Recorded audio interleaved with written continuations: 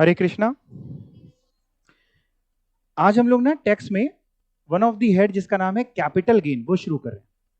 देखिए, जैसा कि मैंने आपको बताया हुआ है, टोटल 5 हेड्स ऑफ इनकम होते हैं। यानी एक इंसान जहां से भी पैसा कमाता है ना, वो कहां पे टैक्सेबल होगा? 5 हेड में से किसी हेड में होता है। एक हेड होता है income under the head salary. अगर कोई इंसान जॉब करता है कहीं पे और पैसा कमाता है तो उसकी इनकम सैलरी हेड में टैक्सेबल होगी। एक हेड होता है इनकम फ्रॉम हाउस प्रॉपर्टी। अगर आपके पास घर वगैरह है, आपने उसको किराए पे दिया है, तो जो रेंटल इनकम है वो हाउस प्रॉपर्टी वाले हेड में टैक्सेबल होती है। एक पीजीबीपी होता है। अगर आप कोई बिजनेस या प्रोफेशन करते हैं तो वो पीजीबीपी यानी profit and gains from business और प्रोफेशन में टैक्सेबल होता है। और एक ये है जो आप पढ़ने वाले हैं आज, कैपिटल गेन, अभी बताता हूं। और एक होता है इनकम फ्रॉम अदर सोर्सेस। पांचवा जो आखिरी हेड होता है, जिसमें आपकी रेसिडरी इनकम जो किसी 4 हेड में नहीं जा रही होती वो इसमें जाती है। अब बात करते हैं कैपिटल गेन क्या है। देखिए, देखो, पढ़ाई लिखाई आपसे हो नहीं रही। आपने सोचा एक काम करते हैं, घर वालों की बहुत सारी जमीन प्रॉपर्टीज वगैरह पड़ी हैं, उनको बेच बेच के पैसा कमाते हैं और अपना जीवन, हाँ, आराम से जीते हैं, बढ़िया से। आपने क्या किया? आपकी जो पुश्तैनी प्रॉपर्टीज थी या आपकी खुद की कमाई हुई थी, आपने उसको बेचना शुरू कर दिया। बढ़िया पैसा आप कमाने लग गए। आपके दादाजी ने खरीदी थी लट से जो 1 लाख की, आज आपने 10 करोड़ की बेच दी। आप खुशी के मारे झूम रहे हैं कि अब तो हमें दुनिया में कुछ करने की जरूरत ही नहीं है। आपकी खुशी में इनकम टैक्स डिपार्टमेंट की खुशी है। वो जो यादव जी हमारे इनकम टैक्स डिपार्टमेंट के एक फिक्टिशियस कैरेक्टर हैं, तो आपकी खुशी में वो भी शामिल होना चाहेंगे। और वो क्या करेंगे? आपके हाथ में वो जो कैपिटल गेन हुआ है वो टैक्सेबल कर देंगे, उसके ऊपर टैक्स मांगेंगे। लेट्स से अगर मान लो कोई प्रॉपर्टी सिंप्लीफाई करने के लिए 1 करोड़ की खरीदी, 10 करोड़ की बेच दी, प्रॉफिट कितना हुआ? 9 करोड़। 9 करोड़ पे वो टैक्स मांगेंगे। 9 करोड़ पूरा नहीं ले जाएंगे, नहीं तो आत्महत्या कर लेगा इंसान। 9 करोड़ पे टैक्स लेंगे। वो टैक्स इसी हेड में होता है, कैपिटल गेन के हेड में। कैपिटल गेन के हेड में कोई भी इनकम तभी टैक्सेबल होगी जब मोटा मोटी 2 चीज पूरी हो। लिखी तो मैंने 3 है, मोटी मोटी 2 चीज। एक, आपका जो चीज आपने बेची वो कैपिटल एसेट होना चाहिए। जो चीज आपने बेची वो क्या होनी चाहिए? Capital asset. और दूसरा, जो चीज आपने बेची, बेची से एक बड़ा वर्ड होता है ट्रांसफर। आपने उसको ट्रांसफर किया। मतलब मैं आपको समझाता हूं। मान लीजिए मेरे पास एक लैंड या बिल्डिंग पड़ी है। सर, कैपिटल एसेट का मतलब केवल लैंड या बिल्डिंग नहीं, नहीं बेटा, अभी पढ़ाऊंगा। ज्वेलरी भी है, बहुत सारी चीजें हैं। तो मान लीजिए मेरे पास एक लैंड या बिल्डिंग पड़ी है जिसको मैंने बेचा नहीं। नहीं बेचा, मैंने कहा रखी या रखी रहने देती, काहे के लिए बेच डाले? तो क्या कैपिटल गेन टैक्सेबल हो जाएगा? Answer is no. यानी एक तो आपके पास कैपिटल एसेट हो, और जो इस साल, जिस भी साल की आप बात करें, उस साल आपने उसको during the previous year transfer किया हो। लॉ मेकर बड़ा समझदार है। लॉ मेकर ने जो वर्ड यूज किया वो ट्रांसफर वर्ड यूज किया, केवल सेल वर्ड यूज नहीं किया। सेल एक छोटा वर्ड होता है, ट्रांसफर एक ब्रॉडर वर्ड है। अभी ट्रांसफर की भी डेफिनेशन पढ़ेंगे हम लोग। ट्रांसफर के अंदर सेल भी आता है और भी बहुत कुछ आता है। जैसे फॉर एग्जाम्पल, हमने क्या किया? हमने किसी को लैंड या बिल्डिंग दी और बदले में उससे पैसे ना लेके जेवर ले लिए, गोल्ड ले लिया। अब हमने कहा सर सेल तो है नहीं, ये तो एक तरीके का एक्सचेंज किया है हमने। एक चीज दी, दूसरी चीज ले ली। अभी आपको पढ़ाऊंगा जब ट्रांसफर की डेफिनेशन, तो लॉ मेकर कहता है साहब ये भी ट्रांसफर है। तो उसने जान मुझ के, बड़ा समझदार है लॉ मेकर, क्या है ना, घाट घाट का पानी पी के बैठा है। घाट घाट का पानी समझते हैं, यानी बड़ा समझदार इंसान है। तो उसने क्या किया? उसने वर्ड यूज किया ट्रांसफर। इसके अलावा आपने क्या चीज बेची हो? कोई कैपिटल एसेट बेचा हो। क्या बेचा हो? Capital asset. जब आप छोटे थे स्कूल में, स्कूल में अपन पढ़ते थे डेप्रिसिएशन का एक चैप्टर, या और अगर जाएं तो एक चैप्टर होता था कैपिटल एक्सपेंडिचर, रेवेन्यू एक्सपेंडिचर। तो उसमें अपने को बताया जाता था कि ये एसेट खरीद रहे हैं, फिक्स्ड एसेट वगैरह, मशीनरी वगैरह, तो ये कैपिटल एसेट है, तो इसको बैलेंस शीट में ले जाइए, डेप्रिसिएशन लगाइए, और ये हमारा रेवेन्यू एसेट है। हमारा इनकम टैक्स के लिए इन सबको भूल जाइए। हमारा इनकम टैक्स कहता है हम बताएंगे आपको कि क्या चीज कैपिटल एसेट होती है और क्या चीज कैपिटल एसेट नहीं होती है। फॉर एग्जाम्पल, मान लो फलक ने क्या किया, अपना चश्मा बेच दिया। इसने कहा अब इसकी जरूरत नहीं है, बहुत दुनिया हमने देख ली है, ठीक है ना, तो इसकी जरूरत नहीं। मान लो इन्होंने अपना चश्मा बेच दिया और थोड़ी देर मान लेते हैं कि इनका ये चश्मा 1 लाख का बिक गया। इन्होंने खरीदा था, मान लेते हैं कितने का मान ले, 1000 का मान ले, ठीक है, 1000 का। इस ज्यादा का खरीदा था, कम का, चलो हाँ तो 1000 मान लेते, ठीक है ना, काय बहुत बेइज्जती करें, कम का नहीं, तो 1000 मान लेते हैं। 1000 का खरीदा था और थोड़ी देर मान लेते हैं कि 1 लाख का बिक गया, 99,000 का फायदा। क्या ये 99,000 से टैक्सेबल होगा इस एड में कि नहीं होगा? तो वो तो इस बात पे डिपेंड करेगा कि इनका ये जो चश्मा है ये कैपिटल एसेट है भी कि नहीं। या फिर मान लो इन्होंने बुक ही बेच डाली, इन्होंने कहा बुक बेच के चूरन खा लेते हैं। अब उसमें मान लो अगर फायदा हो, अच्छा जब भी मैं गेन की बात करता हूं, गेन में पॉजिटिव वर्ड भी आएगा, पॉजिटिव गेन यानी इनकम भी आएगी, एज वेल एज लॉस भी आएगा। यानी अगर टैक्सेबल होगा तो गेन भी आएगा, अगर लॉस होगा तो वो भी इसी हेड में होगा। सर लॉस पे क्या होता है? जैसे गेन पे तो क्या होता है, हम लोग टैक्स पे करते हैं, पॉजिटिव हुआ तो गेन पे तो हम टैक्स दे रहे हैं, लॉस हुआ तो वो टैक्स देंगे, है ना। मोदी जी आके घर पे टैक्स दे करके जाएंगे या निर्मला माता आकर के घर पे टैक्स लेके जाएंगे? नहीं, अगर लॉस होता है तो वो लॉस आपके किसी और इनकम वगैरह से सेट ऑफ हो जाता है। मान लो एक हमने प्रॉपर्टी बेची, उस पर हमारा लॉस हुआ, ज्वेलरी बेची, गेन हो गया, वो नेट हो जाता है। तो पॉजिटिव इनकम हो या नेगेटिव इनकम हो, दोनों की हम बात कर रहे हैं। लेकिन क्या चीज होनी चाहिए, जो आपने बेचा वो कैपिटल एसेट होना चाहिए, और दूसरा आपने जो चीज करी है वो क्या होना चाहिए, ट्रांसफर होना चाहिए। अगर कैपिटल एसेट नहीं है, ट्रांसफर किया लेकिन जो चीज ट्रांसफर करी अगर वो कैपिटल एसेट ही नहीं है, कैपिटल गेन नहीं लगेगा। या अगर कैपिटल एसेट है लेकिन जो चीज आपने करी वो ट्रांसफर की डेफिनेशन में नहीं आती, तो भी कैपिटल गेन नहीं लगेगा। यानी क्या दोनों चीजें होनी चाहिए, कैपिटल एसेट हो और ट्रांसफर किया हो। कैपिटल गेन का जो चार्जिंग सेक्शन है वो है सेक्शन 45। हर एक हेड में हमने देखा था चार्जिंग सेक्शन होते, वैसे कैपिटल गेन में section 45 charging section. Charging section का केवल इतना मतलब होता है कि किस बेसिस पे या क्या कंडीशंस पूरी होने पे हम इस हेड में आपकी इनकम को टैक्सेबल करेंगे। तो सेक्शन 45 बताता है। आइए जरा देखते हैं कैपिटल गेन, जिसको चार्जिंग सेक्शन भी, सेक्शन 45 भी कह सकते हैं, या बेसिस ऑफ चार्ज भी। The capital gain tax liability arises only when the following conditions are satisfied. कह रहा है ये टैक्स लायबिलिटी तभी निकलेगी जब कुछ कंडीशंस पूरी हो। तो पहली कंडीशन जो मेन है, देयर शुड बी अ, क्या होना चाहिए, कैपिटल एसेट होना चाहिए। क्या चीज होनी चाहिए, कैपिटल एसेट। और दूसरा, the capital asset is transferred by the assessee. हमारे पास कैपिटल एसेट होना चाहिए और हमने उस साल, जिस साल की हम बात कर रहे हैं, उसको ट्रांसफर किया हो। अगर हमारे पास कैपिटल एसेट है लेकिन हमने ट्रांसफर ही नहीं किया तो कैपिटल गेन वगैरह नहीं निकलेगा। लेकिन कैपिटल एसेट है, ट्रांसफर भी किया है, तो कैपिटल गेन निकलेगा। सर तीसरी बात क्या लिखी है, लिखा है सच प्रॉफिट यानी such gain is not exempt from tax. और कुछ सेक्शंस लिखे हैं 54, 54 B, D, EC, E, F, GA, GB, जो कुछ कुछ करके लिखे। जरा समझते है क्या। जब हम लोग ये चैप्टर पढ़ लेंगे, इसी चैप्टर के एंड पे मैं आपको पढ़ाऊंगा कि अगर आपका कैपिटल गेन निकल आया है, कैपिटल गेन क्यों निकल आया, क्योंकि कैपिटल एसेट था और आपने ट्रांसफर किया। अगर आपका कैपिटल गेन निकल आया है और तब भी आप चाहते हो कि वो टैक्स ना देना पड़े, एग्जेम्प्ट हो जाए लीगल तरीके से, अगर आप चाहते हो टैक्स ना देना पड़े, तो कुछ सेक्शंस गवर्नमेंट ने बना रखे हैं जिसमें गवर्नमेंट बताएगी कि ऐसा कर लोगे तो हम एग्जेम्प्ट कर देंगे। तो वो हम लोग पढ़ेंगे, लेकिन इसी चैप्टर में पढ़ेंगे, बट कब पढ़ेंगे, लास्ट में। यानी एक तो कैपिटल एसेट होना चाहिए, दूसरा उसको ट्रांसफर किया और वो प्रॉफिट एग्जेम्प्ट ना हो। तो अगर ये तीनों बातें पूरी हो गई तो टैक्सेबिलिटी की बात आएगी। सबसे पहले क्या पढ़ना पड़ेगा कि क्या चीज कैपिटल एसेट होती है, क्या चीज नहीं होती है। तो जैसे इन्होंने अपना चश्मा बेचा या बुक बेच डाली, क्या इस पे कैपिटल गेन देना पड़ेगा कि नहीं देना पड़ेगा? अगर ये कैपिटल एसेट होता होगा तो देना पड़ेगा, नहीं तो नहीं देना पड़ेगा। तो चलिए चलते हैं, कैपिटल एसेट क्या चीज होती है, जिसको आप देखिए तो दो पार्ट में बांटा गया है, एक है पॉजिटिव लिस्ट और एक है नेगेटिव लिस्ट। पॉजिटिव लिस्ट का मतलब ये चीजें कैपिटल एसेट होती हैं, नेगेटिव लिस्ट मतलब नहीं होती हैं। आपको पता है जब लॉ मेकर ने कैपिटल एसेट की डेफिनेशन बनाई, तब उसने क्या किया, वो खोल के बैठा था डिक्शनरी, उसने लिख दिया कि कैपिटल एसेट क्या होता है। उसने कहा property of any kind capital asset होती है, किसी भी तरीके की प्रॉपर्टी। अच्छा जैसे मैं प्रॉपर्टी बोलता हूं, एक जो बचपन से आ रहा है ना, हम लोग इंडियंस हैं, जैसे प्रॉपर्टी बोलते हैं वैसे आपके दिमाग में लैंड बिल्डिंग घूमने लगती है, जमीन जायदाद। प्रॉपर्टी केवल मूवेबल इमूवेबल नहीं होती, मूवेबल भी होती है। तो प्रॉपर्टी जब मैं बोल रहा हूं तो जरूरी नहीं कि लैंड बिल्डिंग, वो तो है ही, उसके अलावा मूवेबल भी।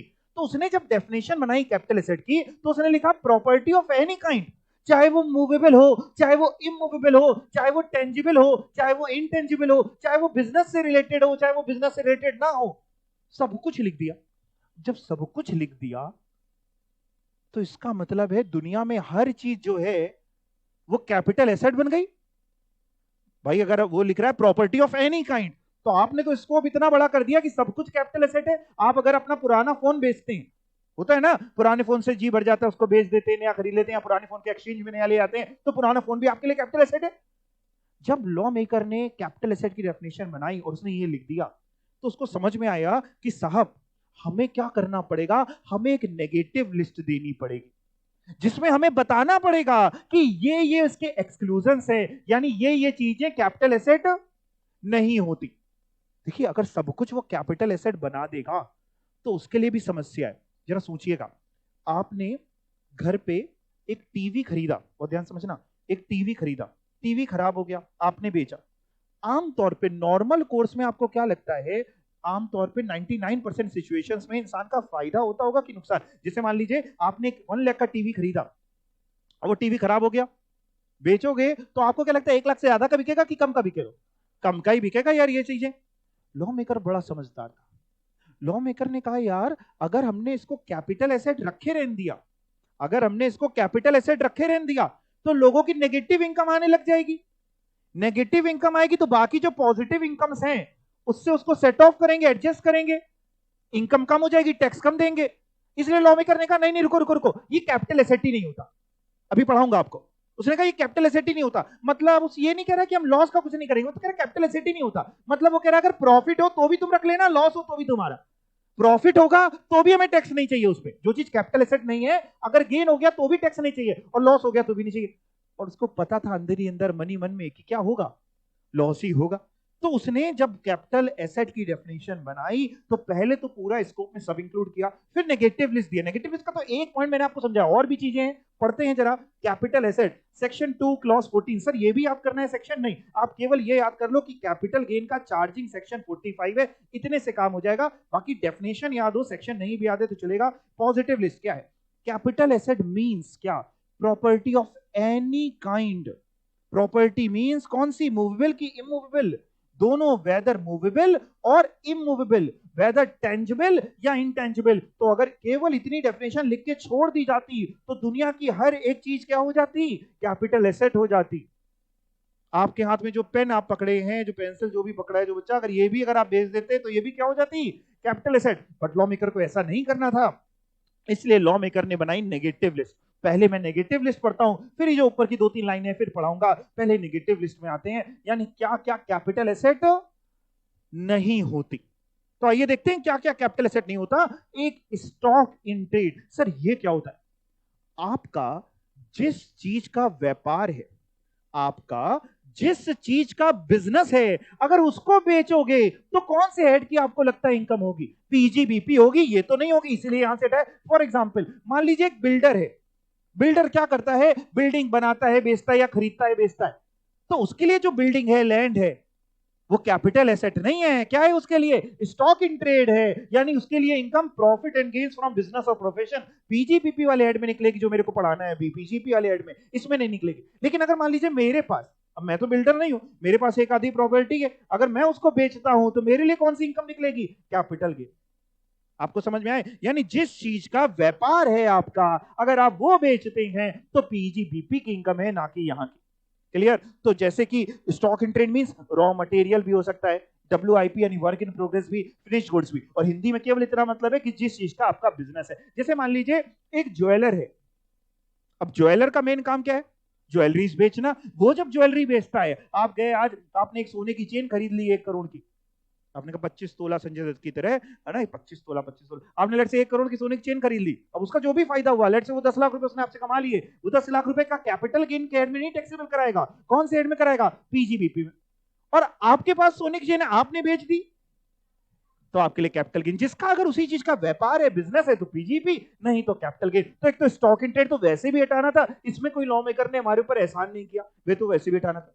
दूसरा बड़ा समझदार व्यक्ति है लॉ मेकर, दूसरा उसको जो पढ़ने वाले हैं उसको पता था इन चीजों में नुकसान होता है, तो उसने दूसरी चीज पहले हटा दी। दूसरा क्या? Movable personal asset.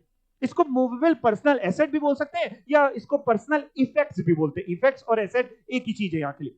सर इसका मतलब क्या है? आपके पास जो मूवेबल पर्सनल एसेट है वो कैपिटल एसेट है ही नहीं। यानी अभी मैंने इनके लिए चश्मे का एग्जाम्पल लिया, क्या ये चश्मा इनके लिए कैपिटल एसेट है? Answer is no. मूवेबल है, पर्सनल चीज है इनकी, क्या ये कैपिटल एसेट है? नो। तो सर अगर इनका प्रॉफिट हुआ, आपने बताया कि इन्होंने चश्मा खरीदा 1000 का और 1 लाख का बेच दिया, 99,000 का प्रॉफिट हुआ, तो क्या इनको टैक्स नहीं देना? आंसर इज यस, इनको टैक्स नहीं देना। सर तो क्या ये इनकम फ्रॉम अदर सोर्सेज में टैक्सेबल कर दें बच्चे वेड में? नहीं, आईफोज में तो वो चीज टैक्सेबल होती है जिसका पहले 4 हेड में कहीं जिक्र नहीं है। अगर पहले 4 हेड में जिक्र है तो फिर टैक्सेबल होना ना होना उसके ऊपर, ऐसा नहीं कि वहां नहीं टैक्सेबल तो वहां टैक्सेबल कर दे, नहीं, तो ये कहीं नहीं टैक्सेबल होगी। अब लेकिन एक बात दिमाग से समझे, प्रैक्टिकली समझे, थ्योरेटिकली तो हम कैसा भी क्वेश्चन बना दे, प्रैक्टिकली समझे तो इन चीजों में फायदा नहीं होता। ऐसा थोड़ी ना होगा कि इन्होंने 1000 का चश्मा खरीदा और ये जाकर के 1 लाख का बेचे।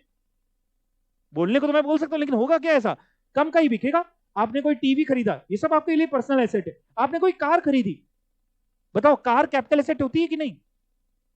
कैपिटल गेन के लिए, कैपिटल गेन के लिए पर्सनल, मतलब जो अकाउंट में बड़ा स्कूल में उसको भूल जाओ, उसको आज जाके गंगा जी में बहा देना। बहाना नहीं, मतलब वैसे पॉल्यूशन हो रहा है, दिमाग से थोड़ी देर के लिए किनारे करो। बताओ कार इसके हिसाब से कैपिटल एसेट है कि नहीं? मूवेबल है, answer is yes. Personal effect है, कैपिटल एसेट नहीं। मतलब आज आपने कार खरीदी, जब उसको बेचेंगे आमतौर पर क्या लगता है, फायदा होगा कि नुकसान होगा? नुकसान ही होगा। वैसे भी कार आप शोरूम से निकालते हैं ना, निकालते ही 1-2 लाख रुपए की वैल्यू कम हो जाती है।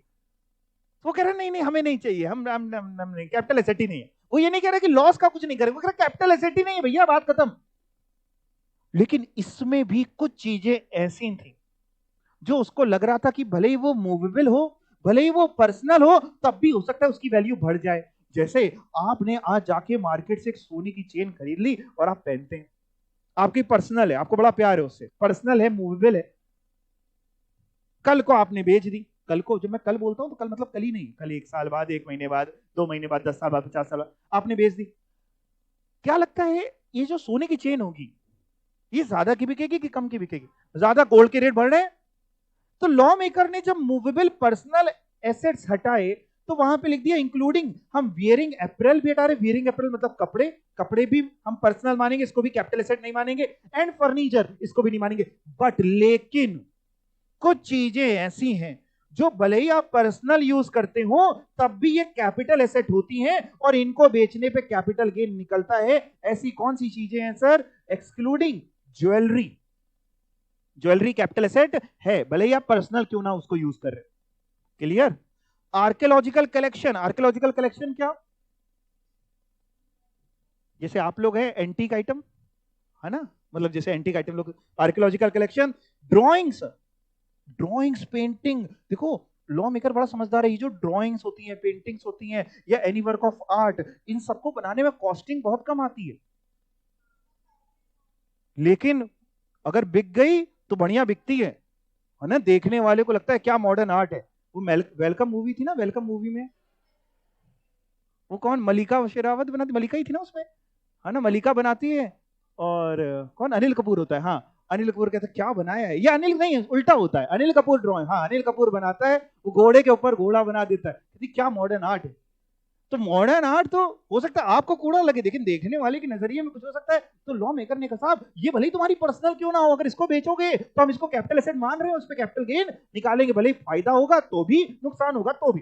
तो क्या क्या हो गया कैपिटल एसेट, क्या क्या होते हैं? Jewellery, archaeological collection, drawings, painting, any work of art. और सर ये क्या स्कल्पचर्स क्या होते हैं? पुतले वगैरह, मूर्तियां वगैरह। तो ये सब आपके भले ही पर्सनल क्यों ना हो तब भी कैपिटल एसेट हैं। बाकी घर में जो फर्नीचर पड़ा है, मान लो आपके घर में सोफा पड़ा है, सोफे चूहे कुतर गए नीचे से, समझते हैं ना, इतनी चीजें जो ना समझ पाए हमसे पूछ लीजिएगा, है ना। हाँ, तो चूहे कुतर गए, आपने सोफा बेच डाला, बताओ कैपिटल एसेट है कि नहीं है? कैपिटल गेन निकलेगा? नहीं निकलेगा। आपके पास स्कूटी थी, खराब हो गई, बेच दी, स्कूटर बेच दिया पापा का उठा करके, हमने कहा पटाओ सब बेच करके हम पैसा खा जाएंगे, तो ये सब पे कैपिटल गेन नहीं निकलेगा। अच्छा इन्होंने बुक्स बेची थी, अगर वो एग्जाम्पल, बुक्स खरीद बेच के चूरन खा गई, नहीं निकलेगा। क्यों? बुक्स तो लिखी नहीं है, लिखिए मूवेबल पर्सनल एसेट, मूवेबल है, पर्सनल एसेट है, कैपिटल एसेट है ही नहीं। तो क्या क्या कैपिटल एसेट नहीं होता? पहला आपने पढ़ा स्टॉक इन ट्रेड, दूसरा मूवेबल पर्सनल एसेट, बट उसके अंदर आपने एक्सक्लूजन्स पढ़े, jewellery, archaeological collection, drawing, painting, sculpture, any work of art, ये भले ही पर्सनल क्यों ना हो तब भी कैपिटल एसेट है। और क्या कैपिटल एसेट नहीं होता? पहले मैं चौथा पढ़ा देता हूं आपको, फिर तीसरे में पढ़ाऊंगा। और क्या कैपिटल एसेट नहीं होता? फोर्थ पॉइंट, गोल्ड बॉन्ड्स 1999 या फिर deposit certificate issued under gold monetisation scheme 2015। ये क्या है मैं आपको समझाता हूं। देखो आज की तारीख में अपनी गवर्नमेंट क्या चाहती है वो सुनो। अपनी गवर्नमेंट ये चाहती है, जैसे देखिए अपने इंडिया में, आपको बताऊं, मैं पहले सच्चाई बताता हूं। अपने इंडिया में लोग ऐसे चिल्लाते रहते हैं कि पैसा नहीं है, पैसा नहीं है, पैसा नहीं है।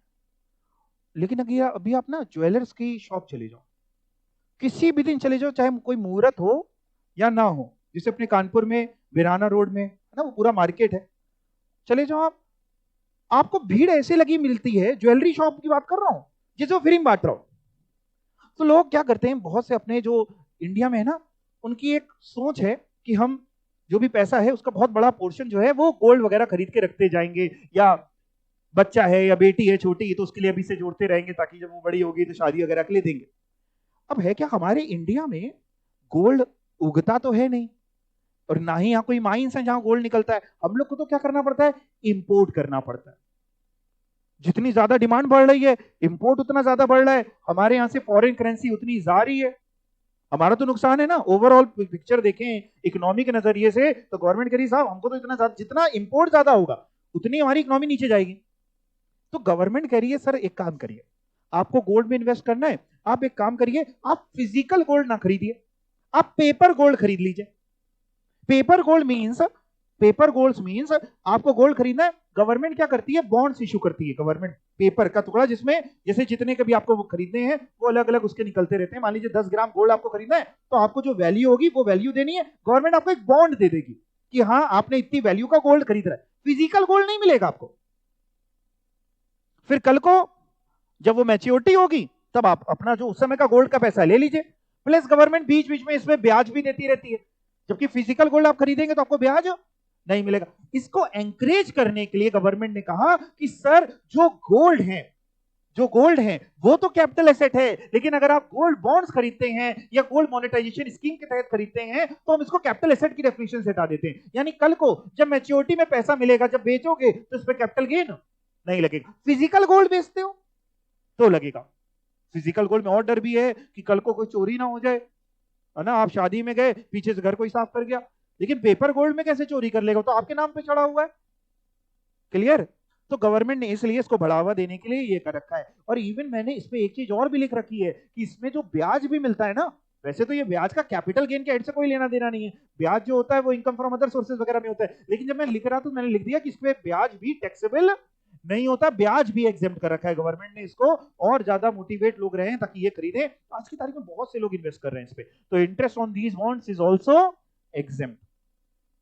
क्लियर। तो एक तो ये समझ में आ गया सर गोल्ड बॉन्ड। वैसे ये जो गोल्ड बॉन्ड्स 1999 वाले हैं ना, ये प्रैक्टिकली आज की तारीख में गवर्नमेंट ने सारे रिडीम कर दिए, यानी ये प्रैक्टिकली आपको एग्जिस्ट करते हुए नहीं दिखाई देगा, लेकिन ये गोल्ड मोनेटाइजेशन स्कीम 2015 वाले या उसके आगे वाले वो चल रहे हैं। तो ये आप केवल इतना समझ लें अगर इस पूरे पॉइंट में, गोल्ड बॉन्ड्स वगैरह आपके कैपिटल एसेट नहीं होते। हाँ वो सब इसमें कवर्ड आ जाएगा। यहां तक आपको बात समझ में आ गई।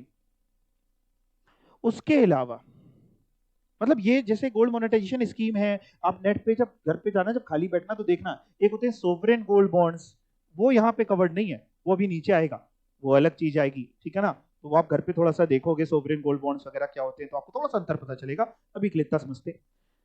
अब बात आती है और क्या चीज कैपिटल एसेट नहीं होती है। हम लोग पढ़ रहे हैं कैपिटल एसेट क्या क्या नहीं होता है। पहला पढ़ा स्टॉक इन ट्रेड नहीं होता है, दूसरा पढ़ा मूवेबल पर्सनल एसेट्स नहीं होते हैं, चौथा पढ़ लिया हम लोगों ने कि गोल्ड बॉन्ड्स या गोल्ड मोनेटाइजेशन स्कीम के तहत खरीदे गए डिपॉजिट सर्टिफिकेट्स भी आपके कैपिटल एसेट नहीं होते। और क्या चीज कैपिटल एसेट नहीं होती? आप जब छोटे होंगे स्कूल में आपने पढ़ा होगा, एक होता है अर्बन एरिया, एक होता है रूरल एरिया। आप लोग कहाँ रहते हैं? अर्बन है। कैसे पता चलता है कौन सा अर्बन एरिया है कौन सा रूरल एरिया? शहर अर्बन और रूरल गांव। अच्छा, किसी शहर को शहर कैसे मानते हैं? पॉपुलेशन देख के, ठीक है। हमारा इनकम टैक्स डिपार्टमेंट क्या कहता है, सुनिए, हमारा इनकम टैक्स डिपार्टमेंट कहता है कि सर, अगर आपके पास रूरल एरिया में एग्रीकल्चरल लैंड है, आपके पास एग्रीकल्चरल लैंड है, वो भी कहां पे, रूरल एरिया, इंडिया की बात करें, इंडिया में रूरल एरिया में आपके पास एग्रीकल्चरल लैंड है, तो इनकम टैक्स डिपार्टमेंट कहता है सर, हम इसको कैपिटल एसेट नहीं मानेंगे, कल को आप इसको बेचेंगे, आपका फायदा होगा, हम टैक्स नहीं लेंगे। मतलब एक तरीके से लोगों के बेनिफिट के लिए गवर्नमेंट ने कह रखा है कि एग्रीकल्चरल लैंड जो सिचुएटेड कहां पे हो, रूरल एरिया में, वो कैपिटल एसेट नहीं होता। यानी इसी का अगर हम उल्टा समझें, कोई एग्रीकल्चरल लैंड जो अर्बन एरिया में सिचुएटेड है वो कैपिटल एसेट है, कोई एग्रीकल्चरल लैंड जो अर्बन एरिया में सिचुएटेड है वो कैपिटल एसेट है। तो कौन सी एग्रीकल्चरल लैंड कैपिटल एसेट नहीं है, जो रूरल एरिया। अच्छा, कोई रूरल एरिया में नॉन एग्रीकल्चरल लैंड है, एग्रीकल्चरल लैंड क्या चीज होती है, खेती बाड़ी वाली, नॉन एग्रीकल्चरल लैंड का मतलब आप जानते हैं इसमें खेती बाड़ी नहीं होती। रूरल एरिया में अगर नॉन एग्रीकल्चरल लैंड है वो तो कैपिटल एसेट है ही, अर्बन एरिया में नॉन एग्रीकल्चरल लैंड है वो भी कैपिटल एसेट है, यानी नॉन एग्रीकल्चरल लैंड तो कैपिटल एसेट है ही, उसमें कोई दोहराई नहीं। केवल एग्रीकल्चरल लैंड जो है वो भी कौन सी वाली, रूरल एरिया वाली, वो कैपिटल एसेट नहीं होती। लेकिन मतलब agricultural land non rural area, non rural area means urban area, वो आपकी कैपिटल एसेट होती है। अब सवाल ये आता है, हमें कैसे पता चलेगा कि जो एरिया है, जो जगह है, वो रूरल है कि अर्बन है। तो पहले तो अपने दिमाग से, ये जो आपके दिमाग में गांव और शहर है, इसको किनारे कर दो। ऐसे नहीं होता, इनकम टैक्स कहता नहीं ऐसे नहीं। हमने कहा फिर कैसे करेंगे, कह रहा साहब जहां पे जो भी एरिया है, अभी मैं ना एक एरिया बोलता हूं, एरिया बोल लूं, एरिया ए, मैं जानबूझ करके ना सिटी बोल रहा हूं ना गांव बोल रहा हूं, मान लो एरिया ए। गवर्नमेंट कह रही है सर ये बताओ, ये जो एरिया ए है ये किसी म्युनिसिपैलिटी या कैंटोनमेंट बोर्ड वगैरह के अंदर आता है। हमने कहा ये क्या होता है, कह रहा कोई नगर निगम वगैरह लगता है। म्युनिसिपैलिटी मींस नगर निगम, कैंटोनमेंट बोर्ड मतलब छावनी। जैसे आपने अपने कानपुर में ही, जो कानपुर वाले हैं या जो बाहर वाले उन्हें भी देखा होगा, अपने कानपुर में कौन सा नगर निगम लगता है, कानपुर नगर निगम। या अगर आप कैंट एरिया चले जाएं तो वहां पे कैंटोनमेंट बोर्ड लगता है, छावनी परिषद में आपका स्वागत है, कभी आप कहें कैंट एरिया, है ना। तो कह रहे हैं ये जो जगह है क्या ये किसी म्युनिसिपैलिटी या कैंटोनमेंट बोर्ड के अंदर आती है। हमने कहा ये कैसी बातें कर रहे हो भाई, किसी ना किसी के अंदर तो आती होगी। कह रहा नहीं नहीं ऐसा नहीं होता, पूरे इंडिया में जितनी जगह हैं जरूरी थोड़ा है वो किसी म्युनिसिपैलिटी या कैंटोनमेंट बोर्ड के अंदर आती हो, सकता है वो किसी के अंदर ना आती हो। जैसे हम लोग बहुत बार जब आप घूमने जाते हैं, लेट से ट्रेन से आप घूमने जा रहे हैं एक जगह से दूसरी जगह, तो बीच में बहुत जगह पे ऐसा है कि खेत वेत पड़ते हैं, बहुत सारी चीजें, जरूरी थोड़ा है वहां पे कोई नगर निगम लगता ही हो या कोई कैंटोनमेंट बोर्ड लगता हो। हमने कहा अच्छा, हमने कहा ठीक।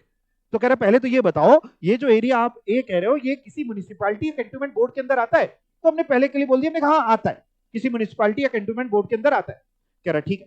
कह रहा और इस एरिया की, इस एरिया समझ गए, एरिया ए मतलब जैसे कानपुर बात कर लें या कोई भी एक जगह बात कर रहे हैं, वो गांव हो सकता है शहर हो सकता है, तो हमने ए नाम दे दिया। कह रहा इसकी पॉपुलेशन कितनी है, इसकी पॉपुलेशन कितनी है। हमने कहा पॉपुलेशन कब की बताएं, पॉपुलेशन हम बता दे रहे कब की, आज गिने। कह रहे नहीं नहीं नहीं नहीं, इसमें जनगणना होती है ना, जनगणना समझते हैं, सेंसस के हिसाब से जो भी पॉपुलेशन आती है, जो लेटेस्ट आपकी रिलीज्ड फिगर्स हो, जो पब्लिकली गवर्नमेंट ने डिक्लेयर करी, उसके हिसाब से बता दो पॉपुलेशन कितनी है। हमने कहा सर इसकी पॉपुलेशन जो है वो कितनी होनी चाहिए। कह रहा आप बताओ, बस इतना बता दो, क्या इसकी पॉपुलेशन 10,000 या उससे ज्यादा है। हमने कहा हाँ सर, हम इंडिया वाले तो इसी चीज में तो सबसे आगे हैं। आपको पता है हमारे इंडिया में, इंडिया की जो पॉपुलेशन है पूरे वर्ल्ड में सबसे नंबर 1 पे है। पहले चाइना की हुआ करती थी जब स्कूल में रहे होंगे, अब चाइना को हम लोग ने पीछे छोड़ दिया है, हमसे कहीं दूर दूर तक टक्कर नहीं है उसकी। तो हमने कहा साहब पॉपुलेशन 10,000 या उससे ज्यादा है, मान लेते हैं पहला केस। कह रहा ठीक है, किसी म्युनिसिपैलिटी या कैंटोनमेंट बोर्ड के अंदर आता है। हमने कहा हाँ, और कह रहे इसकी पॉपुलेशन 10,000 या उससे ज्यादा। हमने कहा हाँ। कह रहा इसके अंदर कहीं पे भी, ये जो सर्किल है, जरूरी नहीं कि सिटी सर्किल ही हो, दुनिया गोल है तो हमने बना दी किसी भी तरीके के उसे। कह रहा ये जो है इसमें कहीं पे भी अगर आपके पास कोई एग्रीकल्चरल लैंड है, कहीं पे भी किसी भी जगह अगर आपके पास एग्रीकल्चरल लैंड है, एल लिख दे रहा हूं, एग्रीकल्चरल लैंड है, तो ये कैपिटल एसेट होगी, तो ये कैपिटल एसेट होगी। इसको बेचेंगे तो कैपिटल गेन निकलेगा। हमने कहा मतलब ये रूरल एग्रीकल्चरल लैंड नहीं है, ये कौन सी हुई फिर, अर्बन। हमने कहा एक और एग्जांपल, मान लीजिए एक और जगह है और इसको नाम दे देते हैं लेट्स से एरिया बी, ठीक है, बी मान लेते हैं, ये ए ये बी। हमने कहा ये भी सर किसी म्युनिसिपैलिटी या कैंटोनमेंट बोर्ड के अंदर आता है। ये एरिया भी किसी म्युनिसिपैलिटी या कैंटोनमेंट बोर्ड के अंदर आता है, लेकिन इसकी पॉपुलेशन जो है वो लेस देन 10,000 है, 10,000 से कम है। हमने कहा सर मान लो ऐसा है और यहां पे कहीं पे भी मेरे पास कोई एग्रीकल्चरल लैंड है, क्या ये कैपिटल एसेट है? लॉ मेकर कह रहे नहीं नहीं सर, इसको हम कैपिटल एसेट नहीं मानते। हमने कहा अच्छा, हमने कहा इसका मतलब ये कैपिटल एसेट नहीं है, तो ये कौन सी बन गई? ये हो गई रूरल एग्रीकल्चरल लैंड। फिर से समझते हैं, जब भी हम एग्रीकल्चरल लैंड की बात करते हैं तो पहले हम ये चेक करते हैं कि वो रूरल एरिया में है कि वो अर्बन एरिया में है, जिसका पैरामीटर हमारा कतई ये नहीं है कि हम इसमें ये चेक करें कि गांव है कि शहर है। नो, हम केवल ये चेक करते हैं सबसे पहला कि क्या वो किसी म्युनिसिपैलिटी या कैंटोनमेंट बोर्ड में आता है। सर अगर नहीं आता होगा तो अभी वो अगली चर्चा करने वाला हूं आज ही क्लास में, तो पहले हम ये चेक करते हैं क्या वो किसी म्युनिसिपैलिटी या कैंटोनमेंट बोर्ड के अंदर आता है। अगर आंसर आया यस, तो हम चेक करते हैं उसकी पॉपुलेशन। अगर उसकी पॉपुलेशन 10,000 या उससे ज्यादा है तो उसके अंदर जो भी एग्रीकल्चरल लैंड सिचुएटेड है वो कैपिटल एसेट है, यानी वो एक तरीके का अर्बन एग्रीकल्चरल लैंड है। उसको बेचेंगे तो कैपिटल गेन जनरेट होगा। सर नहीं बेचेंगे तो? अरे नहीं बेचेंगे तो नहीं निकलेगा कैपिटल, अभी तो ये पढ़ना है कैपिटल एसेट है कि नहीं, तो वो कैपिटल एसेट है। दूसरा, अगर मान लो वो एरिया किसी म्युनिसिपैलिटी कैंटोनमेंट बोर्ड के अंदर आता है, जो कि एरिया बी मैंने लिया है कि आता है मान लेते हैं, और यहां की पॉपुलेशन 10,000 से भी कम है, 9,000 8,000 एनीथिंग, और इसके अंदर हमारे पास कहीं पे भी एग्रीकल्चरल लैंड है, तो ये कैपिटल एसेट नहीं है। इसको बेचोगे अगर कल को तो कैपिटल गेन जनरेट नहीं होगा, आपकी वो इनकम एग्जेम्प्ट इनकम रहेगी, उस पर टैक्स नहीं लेगी सरकार। सर अगर ये बताओ, मान लो कोई ऐसी जगह पे हमारे पास एग्रीकल्चरल लैंड है जो किसी म्युनिसिपैलिटी या कैंटोनमेंट बोर्ड के अंदर नहीं आती। लेट से आप कानपुर से निकले लखनऊ जाने के लिए, तो बीच में उन्नाव पड़ता है, उन्नाव भी नगर निगम में आता है। मान लेते थोड़ी देर के लिए कि बीच में एक और थोड़ी जगह पड़ती है जो ना कानपुर के नगर निगम में आती है ना उन्नाव के नगर निगम में आती है ना किसी कैंटोनमेंट बोर्ड के अंदर आती है, वहां पे एग्रीकल्चरल लैंड है। क्या करें सर? किसी ऐसी जगह एग्रीकल्चरल लैंड है जहां पे ना कोई म्युनिसिपैलिटी है ना कोई कैंटोनमेंट बोर्ड है। समझ लेना, देखो बहुत से लोग इसको क्या करते हैं, मार्केट में रटते हैं क्योंकि समझ में आता ही नहीं है, तो इसको समझना बड़ा आसान है। ऐसी जगह जो किसी म्युनिसिपैलिटी या कैंटोनमेंट बोर्ड के अंदर नहीं आती। हमने कहा सर वहां क्या करें? कह रहा सर एक बात बताओ, ठीक है हमने मान लिया किसी म्युनिसिपैलिटी या कैंटोनमेंट बोर्ड के अंदर नहीं आती, उसके आसपास उससे जो नजदीक कौन सी म्युनिसिपैलिटी पड़ती है, वो एरिया तो पर्टिकुलरली किसी म्युनिसिपैलिटी या कैंटोनमेंट बोर्ड में नहीं आता, उसके नजदीक सबसे पास में कौन सी म्युनिसिपैलिटी या कैंटोनमेंट बोर्ड है। हमने कहा मान लो निकाल लिया हमने सबसे पास में, सर ये म्युनिसिपैलिटी या कैंटोनमेंट बोर्ड। कह रहा उसकी अपनी खुद की पॉपुलेशन कितनी है? हमने कहा सर उसकी खुद की पॉपुलेशन केस 1 10,000 से कम है। उसकी खुद की पॉपुलेशन उस म्युनिसिपैलिटी या कैंटोनमेंट बोर्ड की 10,000 से कम है। कह रहा यार उसकी खुद की पॉपुलेशन 10,000 से कम है, यानी उसके अंदर ही अगर कैपिटल एसेट, मतलब उसके अंदर ही अगर एग्रीकल्चरल लैंड होता तो वो खुद ही कैपिटल एसेट नहीं होता, और उसके जो आउटस्कर्ट्स में है, जो सराउंडिंग में है, हम उसको कैसे एग्रीकल्चरल लैंड मान ले? हमने कहा फिर से बताओ। कह रहा मान लो सर जैसे ये सर ने एरिया बी बताया, एरिया बी की खुद की, ये किसी म्युनिसिपैलिटी या कैंटोनमेंट बोर्ड में आता है, इसकी खुद की पॉपुलेशन 10,000 से कम है, तो ये एग्रीकल्चरल लैंड जो है कैपिटल एसेट है ही नहीं। मान लो इसके आउटर एरिया में बाहर कहीं पे, ये जो एरिया मैंने बनाया है इसको आप मान लीजिए किसी भी म्युनिसिपैलिटी या कैंटोनमेंट बोर्ड में नहीं आता। मान लो यहां पे कहीं पे भी हमारे पास एग्रीकल्चरल लैंड है, यहां पे कहीं पे भी हमारे पास एग्रीकल्चरल लैंड है, तो क्या ये कैपिटल एसेट होगी? कह रहा सर इसके पास में जो म्युनिसिपैलिटी या कैंटोनमेंट बोर्ड है उसकी खुद की पॉपुलेशन कितनी है? हमने सर उसकी खुद की पॉपुलेशन तो 10,000 से कम है। तो कह रहा है जब उसकी खुद की पॉपुलेशन 10,000 से कम है तो उसके अंदर जो एग्रीकल्चरल लैंड है ये कैपिटल एसेट नहीं है। तो इसके बाहर जो एग्रीकल्चरल लैंड होगा क्या लगता है, गैस करो? जब अंदर ही वाला नहीं है तो बाहर वाला भी नहीं होगा। हमने कहा अच्छा सर एक और बताओ। कह रहा पूछो। कि हमने कहा सर मान लो सर ना हमारे पास एक ऐसी जगह पे एग्रीकल्चरल लैंड है जो किसी म्युनिसिपैलिटी या कैंटोनमेंट बोर्ड में नहीं आता, लेकिन उसकी जो पास वाली म्युनिसिपैलिटी या कैंटोनमेंट बोर्ड है उसकी खुद की पॉपुलेशन 10,000 या उससे ज्यादा है, उसकी खुद की पॉपुलेशन 10,000 या उससे ज्यादा है। कह रहा ठीक है, कह रहा अगर उसकी खुद की पॉपुलेशन 10,000 या उससे ज्यादा है तो उसके अंदर जो एग्रीकल्चरल लैंड होगा ये तो कैपिटल एसेट होगा ही होगा। अंदर वाला तो हमने कहा हमें पता ही चल गया। हमने कहा बाहर वाला बताओ सर। कह रहा हमने कहा बाहर वाला ये बताओ, मान लो यहां कहीं पे हमारे पास एग्रीकल्चरल लैंड है तो ये कैपिटल एसेट है कि नहीं है? मैंने दोनों लगा रहा हूं अभी, है कि नहीं? हमने कहा ये बताओ। कह रहा ठीक है ये बता रहा। कह रहा समझो ये कैसे बताए? हमने कहा बताओ। कह रहा ऐसे समझो। कह रहा इसमें अलग अलग केसेस। पहला केस सुनना, मान लो ये किसी म्युनिसिपैलिटी या कैंटोनमेंट बोर्ड है और इसकी पॉपुलेशन थोड़ी देर के लिए मान लेते हैं मोर देन 10,000 है, बट अप टू 1 लाख है। हमने कहा अच्छा, more than 10,000 but up to 1 lakh, ये सब लिखा हुआ है, अभी सिर्फ देखते रहना। हमने कहा सर अगर इसके खुद के अंदर मेरे पास एग्रीकल्चरल लैंड होगा तो ये कैपिटल एसेट होगा भाई। जैसे ही 10,000 या उससे ज्यादा होती है पॉपुलेशन तो कैपिटल एसेट है ही। तो ये किसी म्युनिसिपैलिटी या कैंटोनमेंट बोर्ड में आता है जिसकी पॉपुलेशन 10,000 उससे ज्यादा है, तो ये तो है ही। हमने कहा सर इसके बाहर के एरिया का बताओ। कह रहा बाहर का बताते हैं। ये रहा एक कोई बाहर का एरिया जो किसी म्युनिसिपैलिटी या कैंटोनमेंट बोर्ड में नहीं आता, लेकिन जिसके पास में ये वाली म्युनिसिपैलिटी, आप समझ गए ना बात को। कह रहा सर यहां पे आपके पास एग्रीकल्चरल लैंड है। हमने कहा हाँ। कह रहा सर कहां पे है। हमने कहा सर मान लो यहां है, इस जगह पे एग्रीकल्चरल लैंड है, ठीक है, या थोड़ा इधर साफ साफ कहीं भी बना सकते हैं, इधर बना देते हैं, यहां पे एग्रीकल्चरल लैंड है। हमने कहा बताओ ये कैपिटल एसेट है कि नहीं। कह रहे एक काम करो, पहले यहां से यहां तक का डिस्टेंस मेजर करो। जैसे नहीं लोग कहते हैं अपना रास्ता नापो, वैसे रास्ता नापो, यहां से यहां तक का डिस्टेंस मेजर करो। हमने कहा अच्छा। कह रहा अगर ये डिस्टेंस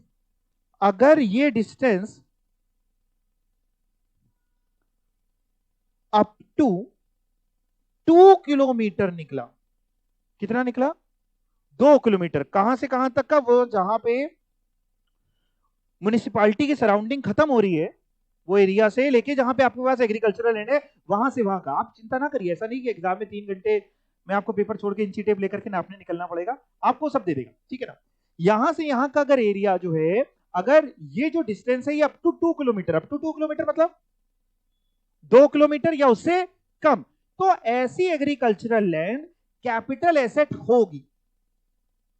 लेकिन अगर मान लो सपोज करते हैं हमारे पास यहां कहीं पे एग्रीकल्चरल लैंड सिचुएटेड है और हमने जब डिस्टेंस नापा यहां से यहां तक तो निकला, यहां लिख दूं थोड़ा सा जूम करके लिख रहा हूं, ये लो, यहां से यहां तक का डिस्टेंस निकला मोर देन 2 किलोमीटर। वहीं अंदर ही लिखना था, थोड़ा जूम करके लिख दिया, आपको समझ में आया।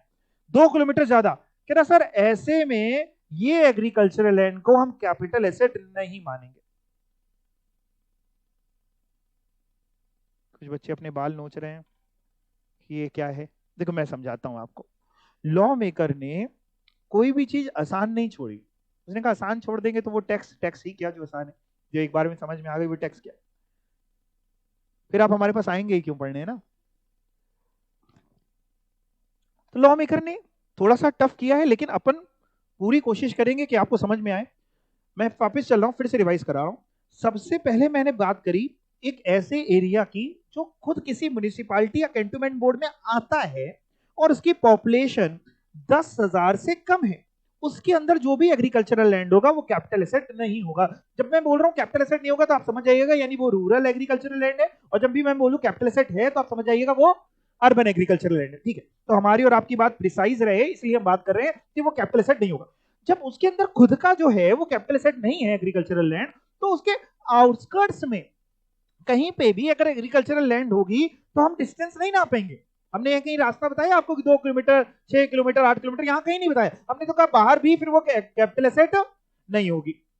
दूसरा मैंने आपको ये बताया, जिसमें ये बाहर वाला सर्किल अभी हटा रहा हूं आपके लिए क्योंकि वो नीचे बनाया ही मैंने साफ साफ। दूसरा मैंने आपको ये बताया कि अगर कोई ऐसी जगह है जो किसी म्युनिसिपैलिटी या कैंटोनमेंट बोर्ड में आ रही है जिसकी खुद की पॉपुलेशन 10,000 या उससे ज्यादा है, उसके अंदर अगर एग्रीकल्चरल लैंड है, कहीं पे भी अगर अंदर एग्रीकल्चरल लैंड है, हमें डिस्टेंस नहीं नापना, वो कैपिटल एसेट होती है। डिस्टेंस तो तब नापेंगे जब वो बाहर है, एग्रीकल्चरल लैंड किसी ऐसी जगह पे है जो किसी म्युनिसिपैलिटी या कैंटोनमेंट बोर्ड में नहीं आती। तो उसके पास वाली हमने म्युनिसिपैलिटी या कैंटोनमेंट बोर्ड देखा, उसकी पॉपुलेशन देखी। अब उसकी पॉपुलेशन अगर 10,000 से ज्यादा है और 1 लाख तक है, सर ये 1 लाख क्यों बोल रहे हो, 1 लाख से ज्यादा होगी तो अभी वो एक और बनाऊंगा। अगर 10,000 से ज्यादा है और 1 लाख तक है तो इसके अंदर अगर होगा, बताओ इसके अंदर ये वाला, ये तो होगा ही होगा। ये तो कैसे होगा, ये तो यहीं से निकल रहा था, 10,000 या उससे ज्यादा में बन ही रहा था, तो ये तो है ही कैपिटल एसेट। अब बात करते हैं सर जो बाहर एरिया में है क्या वो कैपिटल एसेट होगा? जो बाहरी एरिया में सिचुएटेड है एग्रीकल्चरल लैंड, तो क्या वो कैपिटल एसेट होगा? अगर वो 2 किलोमीटर तक का डिस्टेंस है तो हाँ वो कैपिटल एसेट है, और अगर वो 2 किलोमीटर से ज्यादा डिस्टेंस है तो वो कैपिटल एसेट नहीं है। सेम तरीके से अगर सर पॉपुलेशन और भी तो लेनी पड़ेगी, आपने अभी केवल more than 10,000 but up to 1 lakh ली, इससे भी ज्यादा होगी तो क्या होगा। सेम तरीके से अगर मान लीजिए आपके पास किसी म्युनिसिपैलिटी है जिसकी पॉपुलेशन जो है वो मोर देन 1 लाख है, मोर देन 1 लाख है, बट अप टू 10 लाख, कितनी पॉपुलेशन है, 1 लाख से ज्यादा और 10 लाख तक। इसके अंदर क्या होता ना, इस म्युनिसिपैलिटी के अंदर अगर एग्रीकल्चरल लैंड होगा तो कोई दो राय नहीं, कैपिटल एसेट है। और इसके बाहर कहीं पे, बाहर कहीं पे मान लेते हैं कैपिटल एसेट है, लेट्स से आपके पास यहां कैपिटल एसेट है, कैपिटल एसेट कह रहा है, एग्रीकल्चरल लैंड है, यहां कहीं पे एग्रीकल्चरल लैंड। तो हम क्या करेंगे सर, यहां से यहां तक का डिस्टेंस नापेंगे। अगर ये डिस्टेंस अप टू 6 किलोमीटर निकला, अब मैंने 2 नहीं बोला, मैंने कितने किलोमीटर कर दिए, 6 किलोमीटर कर दिए। अगर ये distance up to mean 6 kilometre और लेस, अगर 6 किलोमीटर तक का डिस्टेंस है तो ये एग्रीकल्चरल लैंड कैपिटल एसेट होगी। और सर अगर मान लो कहीं और यहां सिचुएटेड है और ये डिस्टेंस जब हमने देखा और ये निकला, यही लिख दे रहा हूं, मोर देन 6 किलोमीटर, तो ये कैपिटल एसेट नहीं होगी। सेम तरीके से एक और बनेगा, पिक्चर पूरी क्लियर हो जाएगी। ये कोई जगह है जिसकी पॉपुलेशन कितनी है, more than 10 lakh, but up to कुछ नहीं, मोर देन 10 लाख, चाहे जितनी हो, 1 करोड़ 2 करोड़ 5 करोड़ 100 करोड़, मोर देन 10 लाख। बताओ इसके अंदर अगर कैपिटल एग्रीकल्चरल लैंड है तो वो कैपिटल एसेट है। बात आती है इसके बाहर, यानी ये तो है, टिक कर रहा हूं, है, इसके बाहर अगर कहीं है ना, मान लो यहां कहीं है एग्रीकल्चरल लैंड, तो क्या करें, हम यहां से यहां का डिस्टेंस नापेंगे, और ये डिस्टेंस अगर अप टू 8 किलोमीटर है, 8 किलोमीटर या उससे कम, तो ये कैपिटल एसेट होगा। और अगर लेट से यहां कहीं पे है एग्रीकल्चरल लैंड और हमने जब डिस्टेंस नापा यहां से यहां तक का और ये आया मोर देन 8 किलोमीटर, तो ये कैपिटल एसेट नहीं है। ठीक, अब फिर से एक बार रिवाइज करा रहा हूं, फिर पढ़ाऊंगा आपको। क्या किया, सबसे पहले अब यहां से चल रहा हूं, ये एरिया बी उठाया है। अगर कोई खुद का कोई म्युनिसिपैलिटी या कैंटोनमेंट बोर्ड है जिसकी पॉपुलेशन 10,000 से कम है, तो उसके अंदर एग्रीकल्चरल लैंड है तो कैपिटल एसेट नहीं होती, यानी वो रूरल एग्रीकल्चरल लैंड है। और उसके बाहर अगर कहीं है तो वो भी एग्रीकल्चरल लैंड कैपिटल एसेट नहीं होगी। मजे से आप उसको बेचिए, कोई भी कैपिटल गेन नहीं लगेगा। तो एग्रीकल्चर को कह सकते हैं बढ़ावा देने के लिए, या जो उनको लगा डर है कि कुर्सी ना चली जाए, जो भी आप मान लीजिए, उसलिए उसको हटा रखा है। ठीक है, एक्चुअल तो वही समझ सकते हैं कि क्या है। ठीक है, उसके अलावा अगर आपके पास किसी ऐसे एरिया में एग्रीकल्चरल लैंड है जिसकी पॉपुलेशन 10,000 या उससे ज्यादा है, तो वो कैपिटल एसेट होती है। किसी म्युनिसिपैलिटी कैंटोनमेंट बोर्ड के अंदर वो आती है जगह, और उसकी पॉपुलेशन 10,000 उससे ज्यादा है, यानी और एग्रीकल्चरल लैंड है तो कैपिटल एसेट है, यानी वो अर्बन एग्रीकल्चरल लैंड है एक तरीके से, वो रूरल एग्रीकल्चरल लैंड नहीं है। इसके अलावा अगर बाहर कहीं पे आपके पास है तो क्या होगा, अगर आपके पास बाहर किसी जगह पे एग्रीकल्चरल लैंड है, बाहर मतलब जो किसी म्युनिसिपैलिटी या कैंटोनमेंट बोर्ड के अंदर नहीं आता, ऐसी जगह पे आपके पास एग्रीकल्चरल लैंड है, तो हम देखेंगे उसके जस्ट पास में, सबसे पास में कौन सी म्युनिसिपैलिटी या कैंटोनमेंट बोर्ड लगता है, उसकी पॉपुलेशन देखेंगे। अगर उस म्युनिसिपैलिटी या कैंटोनमेंट बोर्ड की पॉपुलेशन 10,000 से ज्यादा है, या 1 लाख तक है, 10,000 से ज्यादा है और 1 लाख तक है, और आपकी वो एग्रीकल्चरल लैंड जो सिचुएटेड है उसका हम डिस्टेंस नापेंगे, जहां से म्युनिसिपैलिटी खत्म होती है वहां से लेकर के जहां तक आपके पास एग्रीकल्चरल लैंड सिचुएटेड है, अगर वो डिस्टेंस निकल करके आता है अप टू 2 किलोमीटर, तो हाँ वो कैपिटल एसेट होती है। और अगर वो मोर देन 2 किलोमीटर निकल के आता है तो कैपिटल एसेट नहीं होती है। और अगर ऐसी म्युनिसिपैलिटी या कैंटोनमेंट बोर्ड है जिसकी पॉपुलेशन 1 लाख से ज्यादा है लेकिन 10 लाख तक है, और उसके बाहर एरिया में आपके पास एग्रीकल्चरल लैंड है, तो हम डिस्टेंस नापेंगे, अगर डिस्टेंस निकल करके आता है अप टू 6 किलोमीटर, तो वो एग्रीकल्चरल लैंड कैपिटल एसेट होती है। और अगर मोर देन 6 किलोमीटर निकल के आता है तो वो एग्रीकल्चरल लैंड कैपिटल एसेट नहीं होती है। मेरी बात समझ में आ रही है कि हम ही को समझ में आ रहा है केवल, आपको भी आ रहा है ना? हाँ, कई बार हम अपने आप को ही पढ़ा देते हैं। और अगर मान लीजिए ऐसी म्युनिसिपैलिटी या कैंटोनमेंट बोर्ड है जिसकी खुद की पॉपुलेशन 10 लाख से ज्यादा है, इसके बाहर कहीं पे आपके पास सिचुएटेड है, तो हम उसका डिस्टेंस नापेंगे। अगर distance up to 8 kilometre, 8 kilometre से 8 किलोमीटर या उससे कम निकला तो फिर वो एग्रीकल्चरल लैंड कैपिटल एसेट होती है। 8 किलोमीटर से ज्यादा निकला यानी मोर देन 8 किलोमीटर, तो फिर वो कैपिटल एसेट नहीं होती। अब ये बात कहां लिखी है वो भी पढ़ लें, फिर क्वेश्चन करा देता हूं आपको एक, फिर आप कहेंगे तो ये नोट भी आपको करा दूंगा, गोला गोला बना लेना। ठीक है ना, देखते हैं क्या लिखी है। तो ये मैं क्या पढ़ा रहा हूं, ध्यान से, ये मैं कैपिटल एसेट की नेगेटिव लिस्ट पढ़ा रहा हूं कि क्या चीज कैपिटल एसेट नहीं होती, उसकी नेगेटिव लिस्ट का तीसरा पॉइंट जो लिखा है, rural agricultural land in India, ये कैपिटल एसेट नहीं होती। अब उसके बाद लिखा है एक्सक्लूडिंग। एक्सक्लूडिंग का मतलब क्या हुआ कि इसका मतलब ये और ये फर्स्ट चीज और ये दूसरी, दूसरी के अंदर एबीसी है, ये दोनों ये जो है ये रूरल एग्रीकल्चरल लैंड नहीं है। यानी ये कौन सी एग्रीकल्चरल लैंड है, अर्बन एग्रीकल्चरल लैंड, यानी ये कैपिटल एसेट है। समझ गए? तो ये समझ लेंगे अगर क्या चीज कैपिटल एसेट है यानी क्या चीज अर्बन एग्रीकल्चरल लैंड है, तो उसको छोड़ के बाकी सब कुछ क्या है, रूरल एग्रीकल्चरल लैंड है। पढ़ के देखते हैं यानी क्या चीज अब मैं पढ़ने जा रहा हूं। देखो नेगेटिव का नेगेटिव है, छोटे में आप पढ़ने पढ़ा होगा माइनस माइनस क्या होते हैं, प्लस। तो नेगेटिव लिस्ट से शुरू किया, नेगेटिव लिस्ट के अंदर एक्सक्लूडिंग है, यानी ये चीज आपकी कैपिटल एसेट है। तो क्या चीज कैपिटल एसेट है, एनी एरिया जो विद इन द जुडिक्शन, जुडिक्शन समझते हैं, वो जगह का जो भी जिसके अंदर आता है वो, within the jurisdiction of a municipality या cantonment board and which has a population of 10,000 या मोर। तो ये ऐसा कोई भी एरिया जो किसी जुडिक्शन ऑफ म्युनिसिपैलिटी यानी किसी म्युनिसिपैलिटी या कैंटोनमेंट बोर्ड के दायरे में आता है और जिसकी पॉपुलेशन 10,000 या उससे ज्यादा है, उसके अंदर अगर आपके पास एग्रीकल्चरल लैंड होगी तो वो कैपिटल एसेट, बोलना आपको है होगी या नहीं होगी, दो ऑप्शन, वो कैपिटल एसेट होगी, यानी उसको बेचने पे आपको कैपिटल गेन निकलेगा। और सर क्या लिखा है, दूसरा पढ़िएगा, any area with in the distance measured yearly. Sir ये क्या है ईयरली, ये मैं आपको बताता हूं। पहले क्या होता था, ये डेफिनेशन तो बहुत पहले से आई हुई है। अच्छा पहले ना इतना बाइफर्केशन नहीं था लॉ में, पहले केवल एक ही था 8 किलोमीटर वगैरह। यार उसके बाद जेटली साहब ने चेंज किया था इसको, अब तो है नहीं अपनी दुनिया में, हाँ वो अपनी दुनिया में है, मतलब यहाँ तो नहीं है। तो जेटली साहब ने इसको चेंज किया था और जेटली साहब ने इस पे कहा था कि हम ये जो डिस्टेंस नापेंगे, मैं आज भी वो बजट याद है, उनकी स्पीच थोड़ी सी याद है, तो उन्होंने कहा था हम ये जो डिस्टेंस नापेंगे ये ईयरली नापेंगे।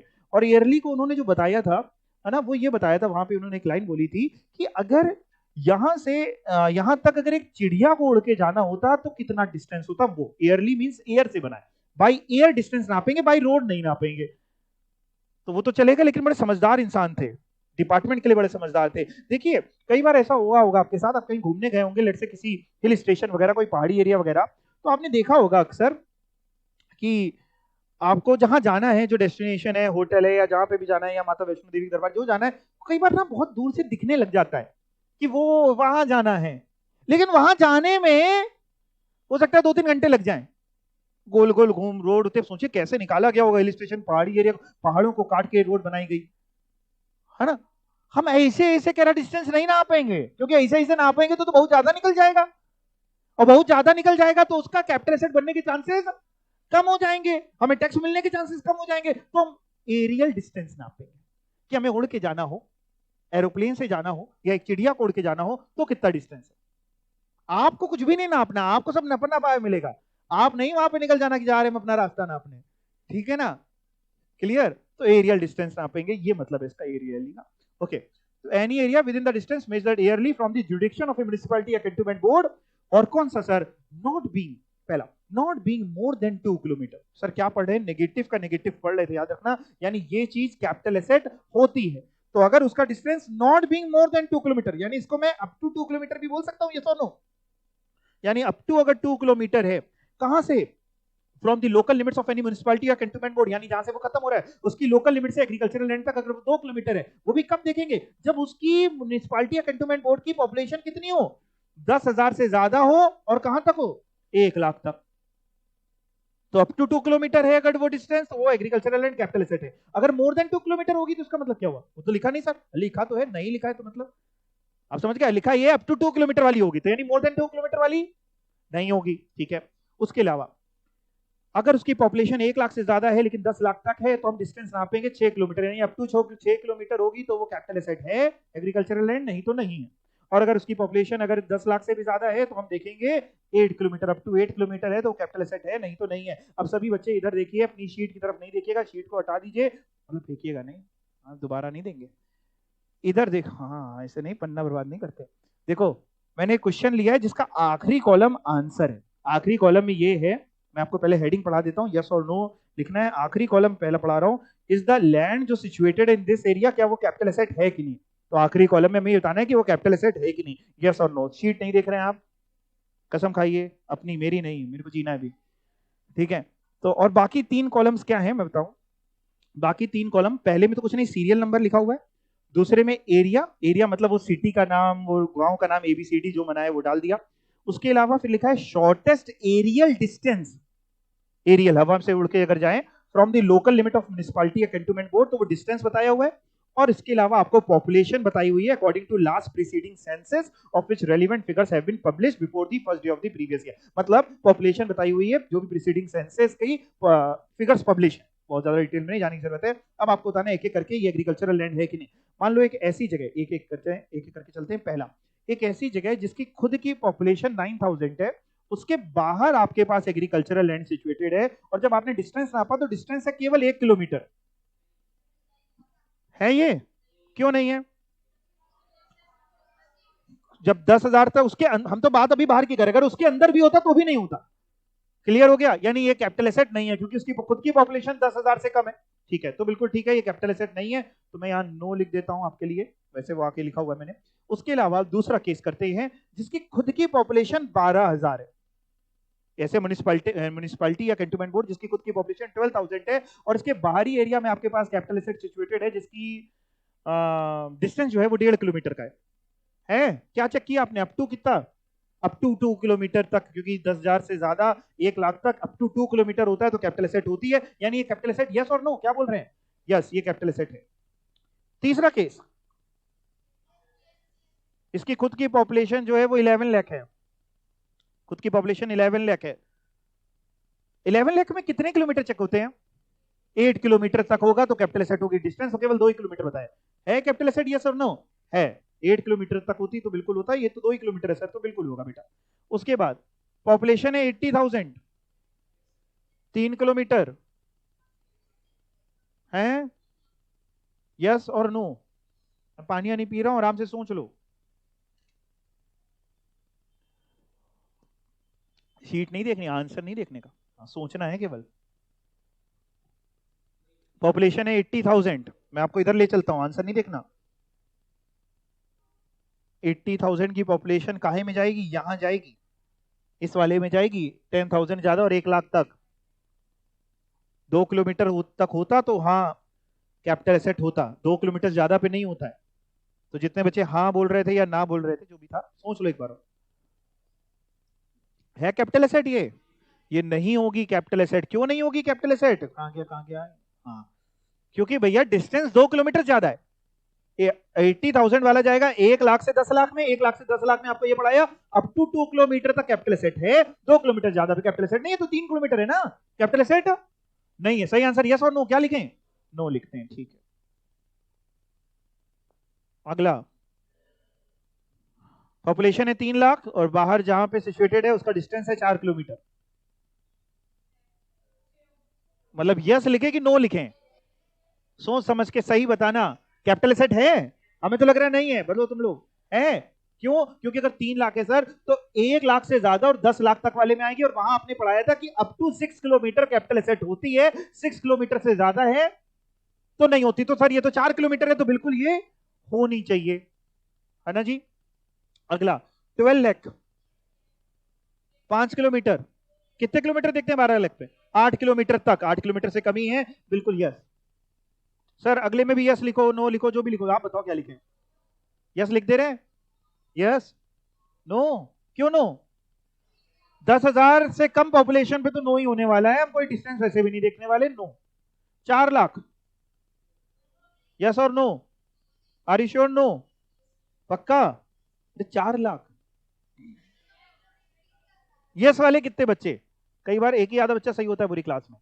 जसमीत आपको लग रहा है यस? हाथ उठाओ। अरे लग रहा है आपको? नहीं लग रहा है तो ठीक है। अगर सभी को नो लग रहा है, किसको किसको नो लग रहा है? बड़े खेद के साथ बताना पड़ रहा है कि इसका सही आंसर नो है। देखो 4 लाख तक है, अगर 1 लाख से 10 लाख तक है तो इसमें हम लोग ने पढ़ा कि अप टू 6 किलोमीटर तक कैपिटल एसेट होती है, तो यहाँ तो 7 किलोमीटर है इसलिए नहीं है। अच्छा 10.5 लाख बताओ, 8 किलोमीटर है, अप टू 8 किलोमीटर तक होती है, यानी यस लिखे? यस लिख दे रहे। और इसमें बताओ नो लिख दें? 8 किलोमीटर से ज्यादा तो वैसे भी कभी नहीं होगी, ठीक है ना। 15 लाख है तो वो 10 लाख से ज्यादा है, तो 8 ही किलोमीटर तक तो कैपिटल एसेट है, उसके आगे नहीं है। नो। ठीक है, ये आपके आंसर से एक बार अपन मिला लेते हैं। सही लिखा है, no no yes yes yes yes, no no yes yes yes yes, no no no no yes yes no no. वाह वाह, पूरे में 10 आउट ऑफ 10 आ गए मेरे। Very good. हाँ ठीक है, समझ गए आप लोग? चलो ये तो समझ में आ गया। आज की तारीख में हम लोगों ने ये समझ लिया है क्या चीज कैपिटल एसेट होती है क्या नहीं होती। बस एक पॉइंट और बच रहा है कैपिटल एसेट में, पॉजिटिव लिस्ट में। ये एक चीज और बच रही है, ये भी समझा देते हैं। कुछ पूछना तो नहीं, किसी को कोई डाउट तो नहीं आ रहा है? नहीं? अच्छा, नोट करना है क्या तुम लोगों को? एक बार बता दो तो, ये नोट करना हो तो कर लो, कोई वो नहीं है। बाद में भूल जाओगे, क्योंकि एक सर्वे के अनुसार बच्चों का दिमाग और गजनी के दिमाग में ज्यादा फर्क होता नहीं। तो नोट कर लो, भूल जाओगे, पक्की बात बता रहे हैं। या घर जाकर के अगर आपको रिकॉर्डिंग पॉज कर करके नोट करना है तो कर लो, जैसा आप कहोगे, हम उसमें आपके साथ हैं। पक्का? वो आएगा, वो पल आएगा जीवन में आपके, हैं? भूलना नहीं घर जाकर के। ठीक है, चलो ठीक। अब मैं आपको ना पॉजिटिव लिस्ट में एक चीज जो और लिखी है, ये क्या लिखी है ये समझाने जा रहा हूं। देखो, वैसे तो हम लोगों ने पढ़ा कि कैपिटल एसेट का मतलब प्रॉपर्टी ऑफ एनी काइंड, भले वो मूवेबल हो या इमूवेबल हो, टेंजिबल हो या इनटेंजिबल हो। जब लॉ मेकर ने ये डेफिनेशन दी तब ये पॉइंट नहीं था, मतलब मैं काट रहा हूं, आप नहीं काटना, मैं काट नहीं रहा हूं, वापस कर दूंगा। तब ये पॉइंट नहीं था, तब केवल ये था और नेगेटिव लिस्ट थी। अब सिंपल सी बात, अगर हम एक बात समझें, डेफिनेशन का स्कोप तो अपने आप में बहुत बड़ा है, क्योंकि उसमें लिखा है प्रॉपर्टी ऑफ एनी काइंड। इसका मतलब ये है कि हर वो चीज कैपिटल एसेट है जो नेगेटिव लिस्ट में नहीं है। ऐसी डेफिनेशन के लिए पॉजिटिव लिस्ट से ज्यादा इंपॉर्टेंट क्या हो जाती है? नेगेटिव लिस्ट, क्योंकि पॉजिटिव लिस्ट में तो ये बताया है कि हर चीज कैपिटल एसेट होती है, क्या चीज नहीं होती वो नेगेटिव में बताया है। तो हमारे लिए जो याद करने और आपके लिए जो याद करने के लिए जरूरी और समझने के लिए नेगेटिव लिस्ट है। तो जो चीज नेगेटिव लिस्ट में दी है वो कैपिटल एसेट नहीं है, और जो चीज नेगेटिव लिस्ट में नहीं दी है वो कैपिटल एसेट है। तो सबको पता था ऑलरेडी कि जो चीज नेगेटिव लिस्ट में नहीं दी है वो ऑलरेडी कैपिटल एसेट है। फिर गवर्नमेंट ने, लॉ मेकर ने एक पॉइंट तब भी और क्यों डाला, ये पहले मैं आपको क्लियर करता हूं, समझाता हूं इसके पीछे की हिस्ट्री, तब ये समझ में आएगा। हुआ क्या, अपन क्या, जब क्या होता है, जब लोग शेयर्स खरीदते बेचते हैं, शेयर समझते हैं ना, शेयर या कोई सिक्योरिटी खरीदते बेचते हैं, तो गवर्नमेंट ने क्या किया था, बहुत पहले एक सर्कुलर लाई थी गवर्नमेंट। गवर्नमेंट ने कहा था कि अगर जो भी इंसान शेयर खरीद रहा है, बेच रहा है, अगर वो उसको अपनी ट्रेडिंग इनकम दिखाता है, ट्रेडिंग इनकम मींस कि वो कहता है कि सर हमारा मेन काम ही यही है। बहुत से लोग ऐसे नहीं होते कि सुबह तैयार होकर के बैठ गए, लैपटॉप कंप्यूटर खोल करके सुबह से शाम तक स्टॉक एक्सचेंज, उनका कह रहे हमारा काम ही यही है, हम अपना खरीदते बेचते उसी से कमाते हैं। तो कह रहा अगर वो इंसान, भाई ये पता नहीं चलता ना, शेयर तो वही है, मैंने रिलायंस का शेयर खरीदा तो भी वैसा ही है, आपने खरीदा या किसी ट्रेडर, पता नहीं चलता। तो बहुत पहले गवर्नमेंट ने एक सर्कुलर लेकर के आई थी कि जब भी कोई व्यक्ति शेयर बेचेगा या खरीदेगा, तो अगर वो इंसान कहता है कि मेरी ट्रेडिंग इनकम है, तो इसको पीजीबीपी में टैक्सेबल करा ले। उसके लिए स्टॉक इन ट्रेड टाइप का हो गया, पीजीपी में टैक्सेबल करा ले। और अगर वो कहता है नहीं सर ये इन्वेस्टमेंट करते हैं हम, इन्वेस्टमेंट बोलता है, तो कैपिटल गेन में टैक्सेबल करा ले। तो बहुत पहले इन्होंने एक सर्कुलर इशू किया था कि हम ज्यादा डिस्प्यूट नहीं करेंगे, आप जो बोलेंगे हम वैसा कर लेंगे। जब ऐसा हुआ, सर्कुलर था तो हमारी मर्जी थी।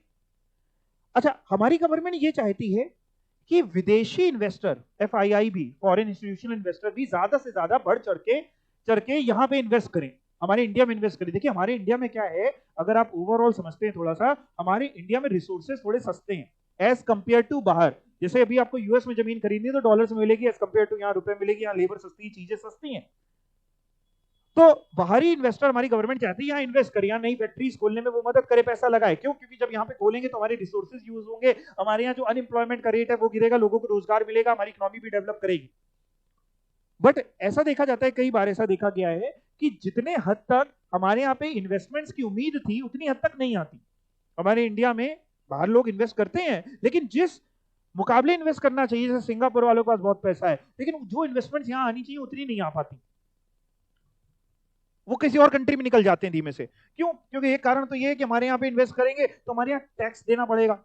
दूसरा, टैक्स देने को भी अगर मान जाए तो टैक्स लॉज इतने कॉम्प्लिकेटेड लॉज हैं, टैक्स छोड़िए इतने सारे लॉज बने हैं, पता है इतने कानून बने हुए हैं हमारे इंडिया में, आप तो कानून पढ़ ही रहे हैं, इतने कानून है कि उसको कितने कानून पता होंगे। अब उसने कुछ करा और बाद में आपने फिर उसको कह दिया नहीं तुमने तो गलत इंटरप्रेट कर लिया, ये लाइन तो ये लिखी ही नहीं थी, तुमने तो 20% टैक्स दे दिया, इस पे तो 50% बनता था, लाओ बाकी लाओ 30%, पेनल्टी लगेगी 100%, अभी तक जो कमाए हो सब हमको दे जाओ, उसको बिल्कुल कंगाल करके छोड़ दो। तो ये डर लगता है लोगों को, तो इसलिए बहुत से लोग यहाँ नहीं आते। तो खैर उसके भी बहुत सारे सॉल्यूशन गवर्नमेंट निकाले। अब उसी में से एक केस क्या हुआ कि बहुत सारे एफआईआई थे जिन्होंने इंडिया में शेयर्स परचेज करे, इंडियन कंपनी के, एज पर सेबी के हिसाब से सेबी समझते हैं ना, securities exchange board of India, इस पर सेबी के हिसाब से शेयर्स परचेज करे, बाद में उसको बेचा, और जब अपना इंडिया में आईटीआर फाइल किया तो उन्होंने क्या किया, उसको इन्वेस्टमेंट की इनकम दिखाते हुए कैपिटल गेन की इनकम दिखाई। उन्होंने वो टैक्सेबल कराया कौन साइड में, कैपिटल गेन। अच्छा, कैपिटल गेन में कराने में फायदा क्या रहता है कि ना, कैपिटल गेन में कुछ एग्जामिशंस मिल जाती, कुछ ऐसी चीजें अगर आप करते हैं तो इन सेक्शंस में आपको पढ़ाऊंगा, तो कुछ एग्जामिशन मिल जाती, तो उन्होंने अपनी इनकम कैपिटल गेन में दिखाई। ऐसे केसेस में क्या किया एओ ने, एओ समझते हैं assessing officer, income tax officer, assessing officer, AO ने क्या किया, एओ ने उन सबको एससीएन इशू कर दिया। SCN sir show cause notice, notice show cause notice, कारण बताओ नोटिस, एससीएन इशू कर दिया कि क्यों ना सर हम आपकी ये इनकम पीजीबीपी में टैक्सेबल करें, हमें तो लगता है सर आपकी ये ट्रेडिंग इनकम है पीजीबीपी में होनी चाहिए। उन्होंने आईटीआर फाइल करे, नोटिस इशू हुए कि सर ये क्यों ना पीजीपी में टैक्सेबल हो, आपने क्यों कैपिटल एसेट में दिखाया, कैपिटल गेन में क्यों दिखाया, हम तो पीजीपी की इनकम मान रहे हैं इसको। जब ऐसा हुआ तो एफआईआई ने बोर्ड को रिप्रेजेंट किया, बोर्ड मतलब central board of direct taxes को रिप्रेजेंट किया कि सर देखिए इसीलिए हम आपके यहाँ पे नहीं आते, आपकी कथनी और करनी में बड़ा फर्क है, कहने में और करने में बड़ा फर्क है। आप दिखाते तो हैं सपने, लेकिन उसके बाद ये नोटिस हम इसका रिप्लाई करते रहे, ये करते रहे, वो करते रहे, ऑफिसर हेरेस करेगा हमको, हेरेस समझते हैं, पैसा मांगेगा, रिश्वत मांगेगा, ये करेगा, वो करेगा, हम परेशान हो जाएंगे। ऐसा हुआ जब, तो एक तो बोर्ड ने क्या किया, सबसे पहले वो सारी नोटिसेस क्वैश कर दी, क्वैश मतलब खारिज कर दी, कैंसिल बोल सकते हैं, खारिज बोल सकते हैं, क्वैश कर दी। और आगे, और उसके अलावा इन्होंने इंटरनल बड़ी फटकार भी लगाई, ठीक है ना। उसके अलावा आगे कभी ऐसा ना हो तो इन्होंने साफ साफ कैपिटल एसेट की डेफिनेशन में एक पॉइंट इंसर्ट कर दिया कि अगर कोई फॉरेन इंस्टीट्यूशनल इन्वेस्टर इंडिया में सिक्योरिटीज परचेज करता है सेबी के हिसाब से, तो उसको हम कैपिटल एसेट मानेंगे, ताकि कल को उनको दिक्कत ना हो। जब ये इंसर्ट कर दिया कि कैपिटल एसेट मानेंगे, यानी उस पर क्या निकलेगा, कैपिटल गेन, तो कल को चाह के भी एओ नहीं कर सकता। अब तो वैसे भी इस पे बहुत सारे स्टेप्स लिए गए कि हैरेस ना किया जाए, फेसलेस असेसमेंट्स होते हैं। अब असेसमेंट जो होते हैं वो फेसलेस होते हैं, फेसलेस मतलब ये होता है जो नोटिसेस वगैरह होती है इलेक्ट्रॉनिक मोड पे होती हैं, अब डिपार्टमेंट नहीं जाने की जरूरत है, अब आप इलेक्ट्रॉनिकली रिप्लाई करिए, है ना, नोटिसेस आ रही हैं उसको ई रिप्लाई करिए, आप इलेक्ट्रॉनिकली काम करिए। फेसलेस असेसमेंट से क्या होता है, रिश्वत बचती है, आपने गलत काम कराने के लिए रिश्वत दे दी, तो अब सिर्फ मेरिट बेसिस पे काम होता है। तो कैसे कैसे भारी भारी वर्ड यूज करो, मेरिट बेसिस का मतलब होता है जो सही है वो सही है, जो गलत है वो गलत है, रिश्वत कई हद तक बच जाती है। खैर ये पॉइंट इसलिए डाला गया, अब आप ये पढ़ेंगे तो आपको समझ में आ जाएगा, लिखा है कैपिटल एसेट, क्योंकि देखिए ये नहीं भी डालते तो वैसे भी समझ में आ रहा है, नेगेटिव लिस्ट में जब कोई पॉइंट नहीं है तो कैपिटल एसेट मान सकते हैं उसको, लेकिन तब भी गवर्नमेंट ने क्लियर करने के लिए, ताकि कोई एम्बिग्यूटी ना रहे, उसके लिए यहां डाल दिया, beside it includes any securities held by FII. हमें तो उन्हीं का भरोसा जीतना है ना, इंडिया के लोग तो वैसे भी जिसको जो कहना है वही कह रहा है, ठीक है। Besides, it includes any security held by foreign institutional investor which has invested in such security in accordance with the regulations made under SEBI.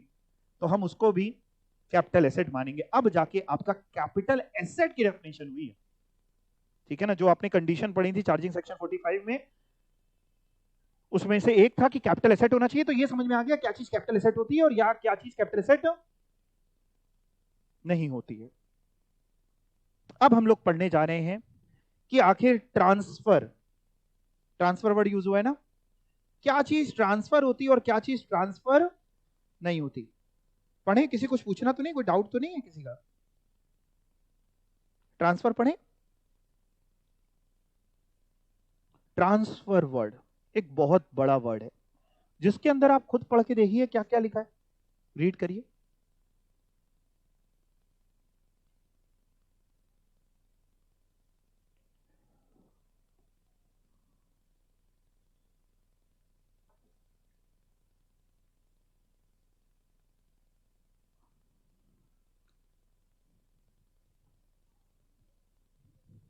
है जी, सब कुछ कवर करा जा। यानी जब ट्रांसफर की डेफिनेशन खोल बना रहा था तो वाकई सही में डिक्शनरी खोल के बैठा था। उसने क्या किया देखो, आप पढ़ो, ट्रांसफर और किसके रिलेशन में बात कर रहा है, ट्रांसफर किसके लिए था, कैपिटल एसेट के लिए क्या चीज ट्रांसफर होगी क्या नहीं, ठीक है।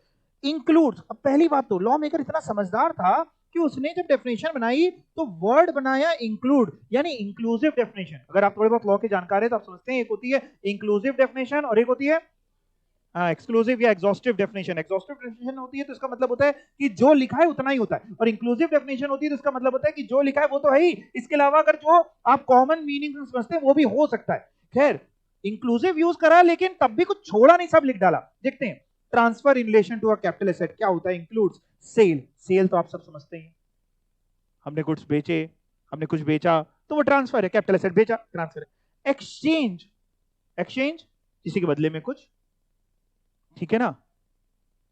आपने सोने की चेन खरीदी, उसने कहा पैसे, आपने कहा पैसे तो नहीं है, हम तो आने सफाई कर देते हैं, ठीक ऐसे ही बोला। एक्सचेंज, बार्टर सिस्टम जिसको आप कहते थे।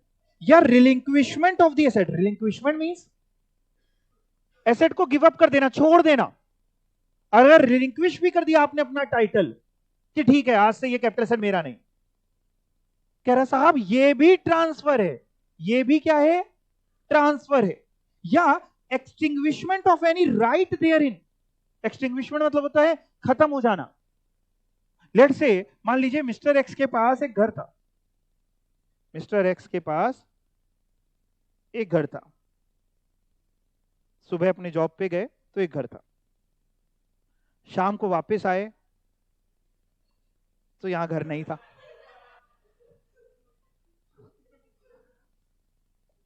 मान लीजिए सपोज करिए अर्थक्वेक आ गया, खराब हो गया, बर्बाद हो गया, गिर गया।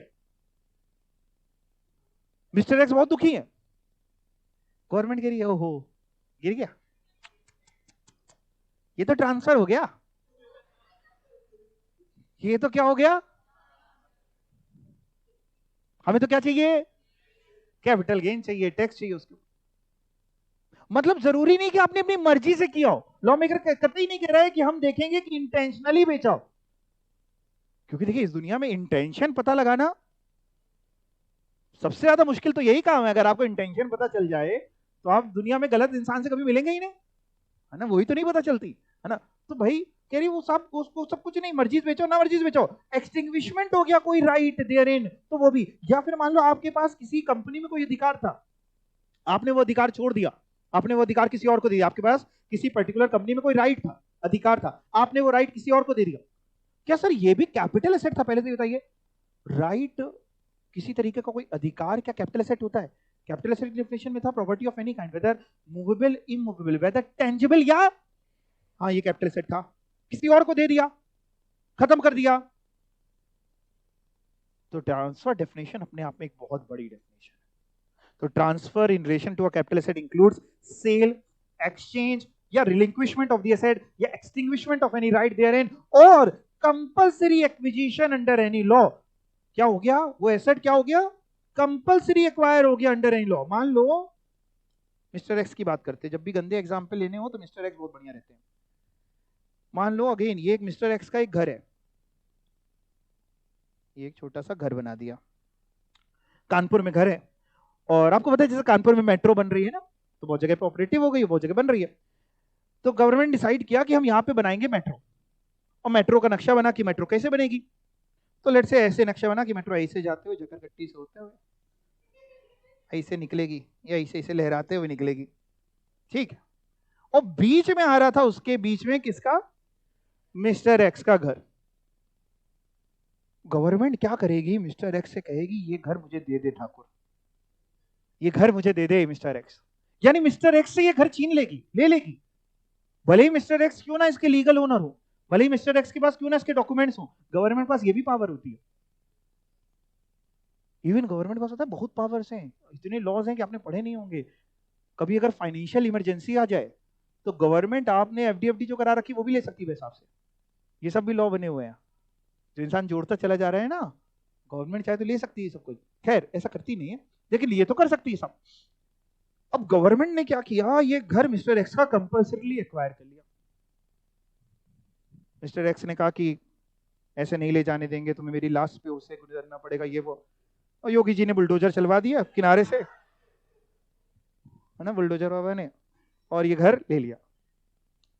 अब गवर्नमेंट कहती मिस्टर एक्स से परेशान ना हो यार, तुमको घर लिया है, हम तुमको देंगे बदले में कंपनसेशन। क्या देंगे? मुआवजा, कंपनसेशन। लॉ मेकर कह रहा है सर सुनिए, मिस्टर एक्स से कह रहा है सर ये घर था जो गवर्नमेंट ने कंपल्सरली एक्वायर कर लिया, तो ये घर कैपिटल एसेट था, हाँ या ना? अच्छा, अगर ये पर्सनल घर था, इसमें रहते थे, पर्सनल एसेट था, तो कैपिटल एसेट था कि नहीं था? घर था मिस्टर एक्स का, पर्सनल था, पर्सनल। आपने तो पढ़ा था पर्सनल चीजें कैपिटल एसेट नहीं होती। मूवेबल पर्सनल कैपिटल एसेट नहीं होता, इमूवेबल तो होता है, तो ये कैपिटल एसेट था। और मिस्टर एक्स का ये घर गवर्नमेंट ने कंपल्सरी एक्वायर कर लिया। मिस्टर एक्स रो ही रहे थे, वैसे ही टपक गए यादव जी। यादव जी कौन? हाँ, बार बार समझाना पड़ता है, इनकम टैक्स डिपार्टमेंट के फिक्टिशियस कैरेक्टर। वो कह रहे सर ये तो ट्रांसफर हो गया, गवर्नमेंट ने कंपल्सरी एक्वायर कर लिया, ये तो ट्रांसफर हो गया, हमें इस पे क्या चाहिए? कैपिटल गेन निकालेंगे, टैक्स चाहिए, कैपिटल गेन निकालेंगे। अच्छा, कैपिटल गेन निकालना भी सिखाऊंगा। देखो कैपिटल गेन निकालना बड़ा आसान होता है, कैपिटल गेन निकालना भी सिखाऊंगा, वो बड़ा आसान होता है, उसमें कोई बहुत बड़ी चीज नहीं होती। जितने का बिका, बेचा तो बिका, एक्सचेंज हो तो एक्सचेंज या मुआवजा जितना मिला लेस कॉस्ट, ऐसे लिखना नहीं है अभी कहीं, बाकी सिखाऊंगा पूरा प्रोसीजर आपको। तो मान लो ये एसेट मिस्टर एक्स ने 10 लाख का खरीदा था, गवर्नमेंट ने मुआवजा पे किया 12 लाख, 2 लाख का फायदा। वो 2 लाख क्या टैक्सेबल होगा? Answer is yes. क्यों? क्यों? क्यों ये कैपिटल एसेट था। दूसरा, क्या ये ट्रांसफर है? हाँ ये ट्रांसफर है। तो लॉ मेकर ने जब ट्रांसफर की डेफिनेशन बनाई तो उसके अंदर सब डाल रखा है, transfer in relation to a capital asset में सेल भी डाल रखा है, एक्सचेंज भी डाल रखा है, रिलिंक्विशमेंट भी डाल रखा है, एक्सटिंग्विशमेंट भी डाल रखा है, कंपल्सरी एक्विजिशन डाल रखा है। इसके अलावा और भी हैं, और भी हैं जो वक्त आने के साथ, इसी के साथ मैं आपको पढ़ाता जाऊंगा, जो वक्त आने के साथ आपको पढ़ाता जाऊंगा। फॉर एग्जाम्पल, आपके पास कोई कैपिटल एसेट था, आपने उस कैपिटल एसेट को कन्वर्ट कर दिया स्टॉक इन ट्रेड में, तो वो भी आपका ट्रांसफर है। अब ये है क्या, इसको मैं पूरे एग्जांपल के साथ आपको सब समझाऊंगा जब वक्त आएगा उसका। तो अभी के लिए समझते हैं, ट्रांसफर की डेफिनेशन बहुत बड़ी डेफिनेशन है जिसके अंदर ये सब है। अगेन जब सब कुछ डाल दिया, इंक्लूसिव डेफिनेशन डाल दी, तो सब कुछ ट्रांसफर हो गया। लॉ मेकर को मजा आता है नेगेटिव डेफिनेशंस फॉर्म करने में। एक होती है पॉजिटिव डेफिनेशन। देखो डेफिनेशन बनाने के दो तरीके होते हैं, एक तरीका ये होता है कि ये चीज ट्रांसफर होती है, या ये चीज कैपिटल एसेट होती है, बात खत्म। लॉ मेकर कहता है ऐसे करेंगे तो कुछ चीज अगर छूट गई हमसे, तो इंसान क्या कहेगा कि ये चीज कैपिटल एसेट होती है, वो तो लिखा नहीं, तो वो कैपिटल एसेट नहीं होता। तो जब कैपिटल एसेट बनाया तो सब कुछ कैपिटल एसेट होता है, ये नहीं कैपिटल एसेट होता है। ट्रांसफर बनाया तो उसने कहा सब कुछ ट्रांसफर होता है, ये ट्रांसफर नहीं होता। समझ में आई बात? तो गवर्नमेंट को जिस चीज पे टैक्स नहीं चाहिए उसको गवर्नमेंट ने या तो कैपिटल एसेट से ही हटा दिया, किसको कैपिटल एसेट नहीं मानेंगे, या उसको हटा दिया ट्रांसफर की डेफिनेशन से कि ये चीजों को हम ट्रांसफर नहीं मानेंगे। भले ही वो ये ब्रॉडली ये बातें पूरी कर रही हो, sale, exchange, relinquishment, extinguishment, compulsory acquisition, ये सब बातें पूरी कर रही हो, तब भी हम इनको ट्रांसफर नहीं मानते। यानी अब क्या पढ़ने जा रहे हैं, मेरी बात को ध्यान से सुनना, हम ऐसी चीजें पढ़ने जा रहे हैं, ऐसे ट्रांसफर पढ़ने जा रहे हैं जिनको ट्रांसफर नहीं मानते। सर क्या बोल रहे हो आप? ऐसे ट्रांसफर जिनको ट्रांसफर नहीं मानते, ऐसे ट्रांसफर यानी उस पर कैपिटल गेन नहीं निकलेगा। ऐसी बात सेक्शन 47 बताता है। What does not constitute transfer, क्या क्या ट्रांसफर नहीं होता है। Section 47 specifies certain transaction which will not be regarded as transfer, कुछ ट्रांजैक्शन जिसको वो ट्रांसफर नहीं मानने वाला है। चलिए देखते हैं। पहला, सर ये हम लोग को याद करना है, तो फिर क्या करो, खर्रा थोड़ी ना बनाओगे, याद ही करना है, ठीक है। Distribution of asset in kind by a company to its share holder on its liquidation. क्या मतलब? एक कंपनी लिक्विडेशन में गई, लिक्विडेशन समझते हैं, और उसने क्या किया, अपने शेयर होल्डर्स को, भाई पहले बाहरी लायबिलिटी चुकाती है, थोड़ा बहुत पता है ना आपको, पहले बाहरी लायबिलिटी चुकाती है फिर शेयर होल्डर को देती है। उसने क्या किया, अपने शेयर होल्डर्स को एसेट्स दिए। उसके पास लेट से सारी बाहरी लायबिलिटी चुका करके कुछ प्रॉपर्टीज वगैरह थी, वो शेयर होल्डर्स में बांट दी किसी भी रेशियो में। लॉ मेकर कह रहा है सर अगर एक कंपनी ने अपने शेयर होल्डर्स को, एक कंपनी ने अपने शेयर होल्डर्स को लिक्विडेशन के समय एसेट इन काइंड डिस्ट्रीब्यूट करे हैं, क्या दिए हैं? एसेट इन काइंड, तो इसको हम ट्रांसफर नहीं मानेंगे, मतलब इस पे हम कैपिटल गेन नहीं लेंगे। देखा जाएगा ध्यान से, तो कंपनी ने क्या किया, कंपनी ने एसेट दिए, शेयर वापस लिए, शेयर के बदले में क्या दिए, एसेट दिए। देखा जाए तो हो तो एक्सचेंज गया। तो कंपनी ने जब एसेट दिए, कैपिटल गेन देना चाहिए, लेकिन हमें कैपिटल गेन नहीं लेना है, तो हमने यहां डाल दिया क्या, कि अगर कंपनी, पूरी बात, सारी बातें पूरी हो, कंपनी, वो कंपनी जो लिक्विडेशन के समय, किसी भी समय ने लिक्विडेशन के समय किसको, शेयर होल्डर को क्या दे रही है, एसेट दे रही है इन काइंड, तो हम उसको ट्रांसफर नहीं मानते। या फिर मान लो एक एचयूएफ, अभी तो ऊपर कंपनी की बात हुई, दूसरा एचयूएफ। एचयूएफ समझते हो ना क्या? फुल फॉर्म ही बताते हो जब पूछें, ठीक है, हिंदू अनडिवाइडेड फैमिली। एक एचयूएफ आप जानते हैं कि फैमिली बिजनेस, फैमिली लोग।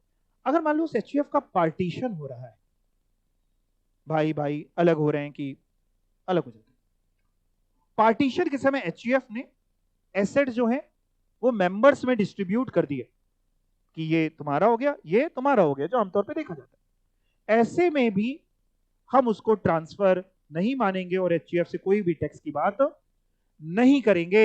Any distribution of capital asset in kind by HUF to its member, किस समय?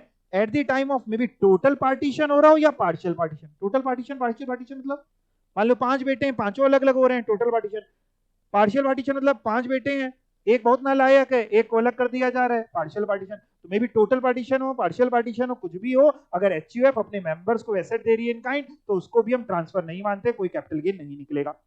क्योंकि कैपिटल गेन के लिए एक तो कैपिटल एसेट होना चाहिए, दूसरा ट्रांसफर होना चाहिए। तो अभी ये पढ़ रहे हैं, ट्रांसफर ही नहीं होते, यानी कैपिटल गेन नहीं निकलेगा। अच्छा मान लो आपके घर वालों के पास कोई प्रॉपर्टी है ना, लैंड, बिल्डिंग है, ज्वेलरी है, कुछ भी। मान लो आपके घर वालों ने वो लैंड बिल्डिंग आपके नाम कर दी, विल लिख करके आपके नाम कर दी। लोग करते हैं ना, अपनी प्रॉपर्टी अपने बच्चों के नाम कर देते हैं, तो उन्होंने आपके नाम कर दी। अब अगर ध्यान से समझें, उन्होंने जैसे ही आपके नाम कर दी, अगर ऊपर ट्रांसफर की डेफिनेशन पढ़े, पहले तो वो प्रॉपर्टी, लैंड, बिल्डिंग या ज्वेलरी कुछ थी, तो यानी कैपिटल एसेट था, आपके नाम करी। क्या यहां पे कहीं लिखा है कि अगर आपके नाम करते तो ट्रांसफर होगा? लिखा है? कहां लिखा है सर, हमें नहीं दिख रहा। लिखा है extinguishment of any right therein, अपना राइट खत्म करके आपके नाम कर दी, ट्रांसफर हो गया। यानी उस पर क्या लगने वाला है? Capital gain. But law maker कह रहे नहीं नहीं यार, ऐसे नहीं लगाएंगे। ऐसे तो कोई भी इंसान किसी को अगर वसीयत में देगा तो उन सब पे क्या लगता चला जाएगा? Capital gain. हमें ऐसा नहीं चाहिए, तो उसने तीसरा पॉइंट यही लिख दिया कि any transfer of capital asset under a gift और अ विल। सर केवल विल नहीं, हाँ गिफ्ट भी, अगर आपको गिफ्ट में भी मिल रहा है तो भी यहां पे टैक्सेबिलिटी की बात नहीं कर रहे। गिफ्ट में मिल रहा है तो भी टैक्सेबिलिटी की बात नहीं कर रहे, या विल के थ्रू भी मिल रहा है तो भी नहीं कर रहे। इसकी एक एक्सेप्शन लिखिए, भी समझाता हूं ये क्या है। पहले ये समझ में आया, गिफ्ट या विल के थ्रू आपको कोई प्रॉपर्टी देनी हो किसी को। अच्छा, कैपिटल गेन पे दो प्रॉपर्टी, दो लोग होते हैं। जैसे एक इंसान जो घर बेच रहा है, पहले बेचने और खरीदने की बात करते हैं, गिफ्ट विल को भूल जाते हैं। एक जो बेच रहा है और एक जो खरीद रहा है, यानी एक होता है ट्रांसफरर जो बेच रहा है, और एक होता है ट्रांसफरी, सेलर बायर, है ना। Transferor, transferee. कैपिटल गेन किसको देना होता होगा? ट्रांसफरर को कि ट्रांसफरी को? गैस करो, गैस करो। पूरी आवाजें आनी, सबकी आवाजें आनी चाहिए, सबको एक एक करके हाथ उठाएंगे, सबको हम, मेरा मतलब आपको सब बच्चों को आंसर देना है। पहले ट्रांसफरर वाले कौन है, कि ट्रांसफरर क्या में टैक्सेबल होता है, और ट्रांसफरी अब नीचे कर लो, ट्रांसफरी वाले, ट्रांसफरी कोई नहीं, ठीक है, ट्रांसफरर क्या में टैक्स लगता है। तो जो ट्रांसफरर है, अगर उसने कैपिटल एसेट किसी को गिफ्ट के थ्रू दिया तो उसको कोई टैक्स देने की जरूरत नहीं है, या विल के थ्रू दिया तो भी देने की जरूरत नहीं है। यहीं पे एक बात और क्लियर करना चाहेंगे, अगर ट्रांसफरर ने किसी को कोई भी कैपिटल एसेट गिफ्ट के थ्रू दिया, तो जिसको गिफ्ट के थ्रू मिला है उसके हाथ में टैक्सेबल हो सकता है, जो ऑलरेडी मैंने आपको इनकम फ्रॉम अदर सोर्सेज वाले में पढ़ाया था कि गिफ्ट मिलता है तो टैक्सेबल होता है।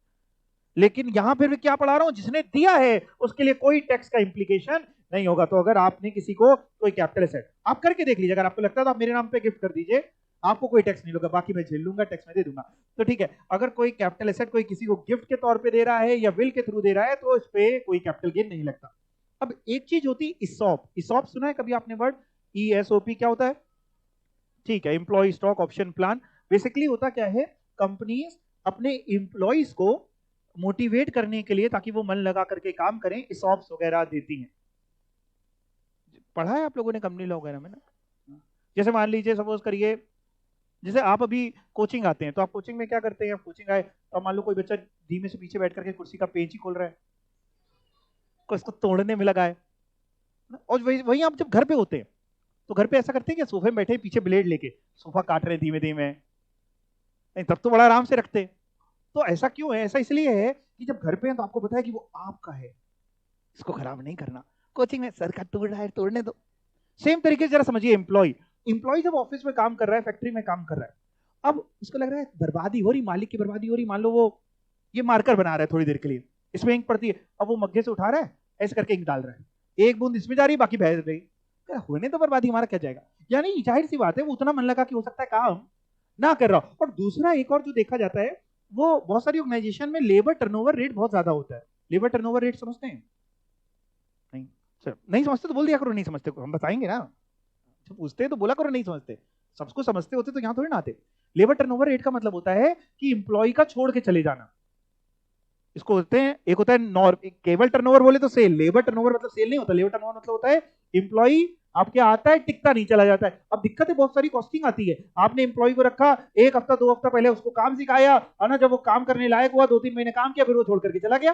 फिर किसी नए को रखोगे, काम सिखाओगे तब भी पैसा तो देना ही पड़ेगा, ये थोड़ी ना कहोगे कि पहले 2 हफ्ते के कोई पैसे नहीं देंगे, तुमको पैसे देने पड़ेंगे। तो लेबर टर्नओवर रेट बहुत ज्यादा होता है। दूसरा मन लगा काम नहीं कर रहे, अब उनको रिटेन करने के लिए कंपनी करती क्या है, कंपनी सौंप दे देती है। कंपनी कहती है देखो भाई, अगर तुम इतने साल मन लगा के हमारे काम करोगे, 1 साल 2 साल 3 साल, तो हम अपनी कंपनी का शेयर जो आज लेट से मार्केट में चल रहा है 500 रुपए का, तुमको दे देंगे 100 रुपए में। अगर आज 500 का चल रहा है 100, ये एग्जाम्पल कोई भी फिगर हो सकती है। तो अगर तुमने लेट से 2 साल भर लगा के काम कर लिया, तो मेरा वो शेयर जो मार्केट में 500 का चल रहा है, हम तुम्हें 1000 शेयर दे देंगे 100 रुपए में, तुम्हारी मर्जी पे, ऑप्शन पे रहेगा तुम्हारे, तुम्हें खरीदना हो तो खरीद लेना। तो एम्प्लॉय को दिख रहा होता है यार हमारा फायदा हो जाएगा, और मन लगा के काम करेंगे तो 2 साल बाद तक अगर मार्केट वैल्यू और बढ़ गई, 500 की 1000 हो गई, 2000 हो गई, तो हमें तो 100 में मिलेगा, हमारा तो फायदा हो रहा है। तो वो मन लगा काम करेगा, उतने दिनों तक टिका रहेगा, जल्दी छोड़ के नहीं जाएगा। तो ये संभावनाएं ज्यादा होती हैं, वो होता है इसॉप। अब मान लीजिए सपोज करिए कंपनी ने, अब ये पूरा चीज को समझाई सुनिए, कंपनी ने किसी को इसॉप दिया, एम्प्लॉय ने इसॉप शेयर ले लिए, और इसॉप ले करने के बाद एम्प्लॉय ने क्या किया, वो कंपनी ने क्यों दिया था, क्योंकि तुम्हारे पास शेयर रहेंगे तो तुम्हारे पास ये भी ये फीलिंग रहेगी कि तुम भी कंपनी के ओनर हो, मन लगा काम करोगे। तुमने क्या किया, वो शेयर किसी को गिफ्ट कर दिए। तो लॉ मेकर कह रहा है कि अगर आपने स्टॉक के शेयर गिफ्ट करे, गिफ्ट कर सकते हैं, उसमें कोई बनाई नहीं है, लेकिन वो गिफ्ट ट्रांसफर है, उस पर हम कैपिटल गेन लेंगे। ये बात ब्रैकेट में लिखी है कि वैसे तो गिफ्ट कुछ भी करें आप किसी को भी, या विल के थ्रू दें, तो वो ट्रांसफर होता ही नहीं है। लेकिन एक्सेप्शन इसकी ये है कि अगर आप गिफ्ट कर रहे हैं स्टॉक शेयर्स का, तो वो टैक्सेबल है।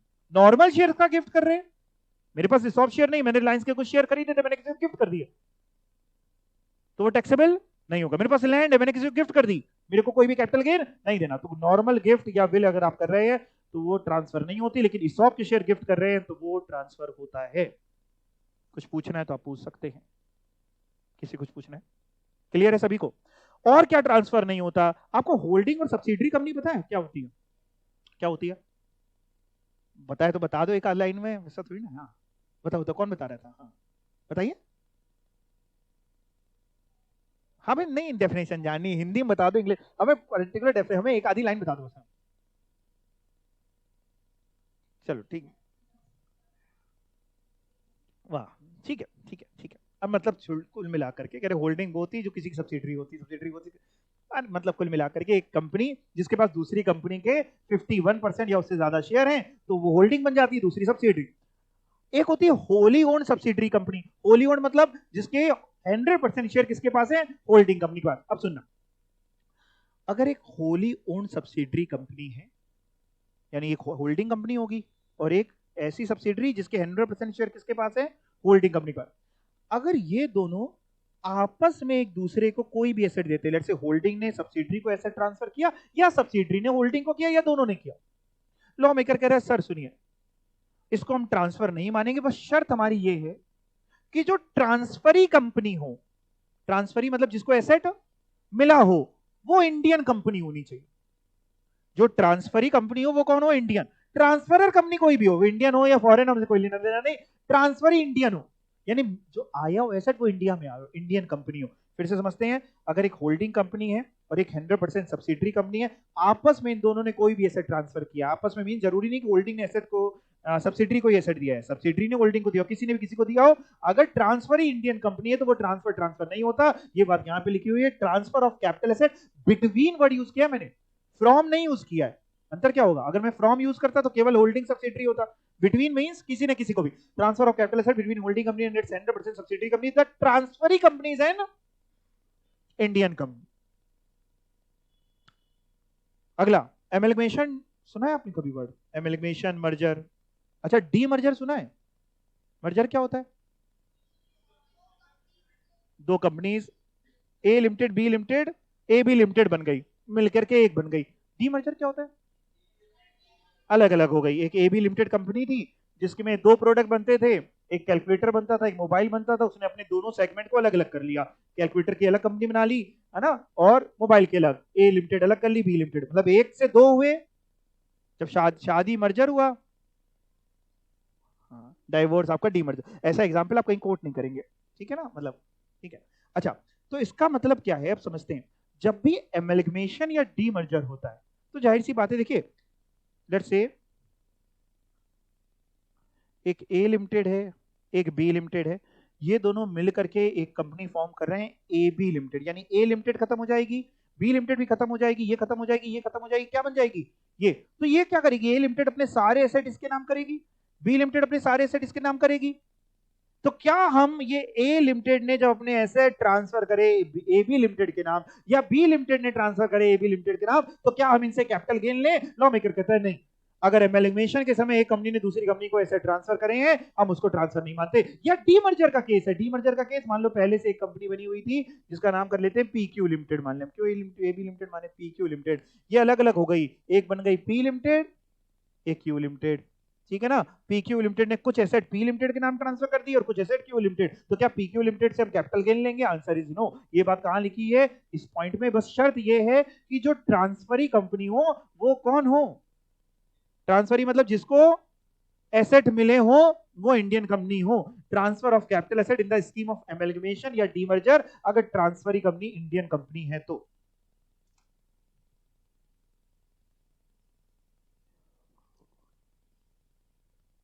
आपने जब ऊपर पढ़ा कैपिटल एसेट क्या होता है या क्या नहीं होता है, तो वहां पे आपने एक पॉइंट देखा, ये फोर्थ वाला, कि गोल्ड बॉन्ड्स 1999 या gold deposit certificates under monetisation scheme of 2015, ये आपके कैपिटल एसेट ही नहीं होते।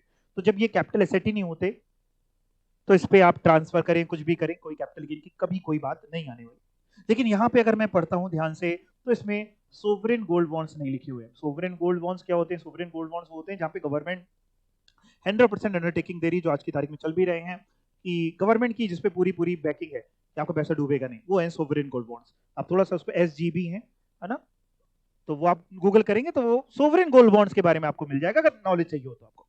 यहां पे सोवरेन गोल्ड बॉन्ड्स नहीं लिखे, that means sovereign gold bonds capital asset हैं, sovereign gold bonds capital asset हैं, लेकिन गवर्नमेंट को ना उस पर भी कैपिटल गेन नहीं चाहिए। तो गवर्नमेंट ने उसको ट्रांसफर की डेफिनेशन में डाला हुआ है। किस डेफिनेशन में?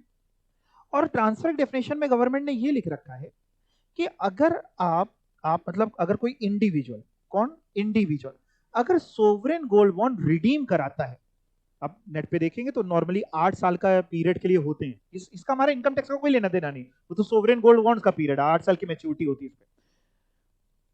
लेट्स से मान लीजिए मैंने एक सोवरेन गोल्ड बॉन्ड्स खरीदे जिनको 8 साल तक मैंने अपने पास रखा रहा, 8 साल के बाद मैंने रिडीम करा ली। रिडीम का मतलब ये है कि उस समय गोल्ड की जो वैल्यू होगी, मैंने उस पर जितना भी ग्राम गोल्ड मेंशन था, 10 ग्राम के अलग अलग ट्रेंचेस में आते हैं, 10 ग्राम का एक खरीद रखा था, तो 10 ग्राम की उस समय जो वैल्यू होगी वो मेरे को मिल जाएगी। तो अगर individual sovereign gold bond redeem करा रहा है, उसको ट्रांसफर नहीं मानते, यानी उस पर कैपिटल गेन नहीं लगेगा।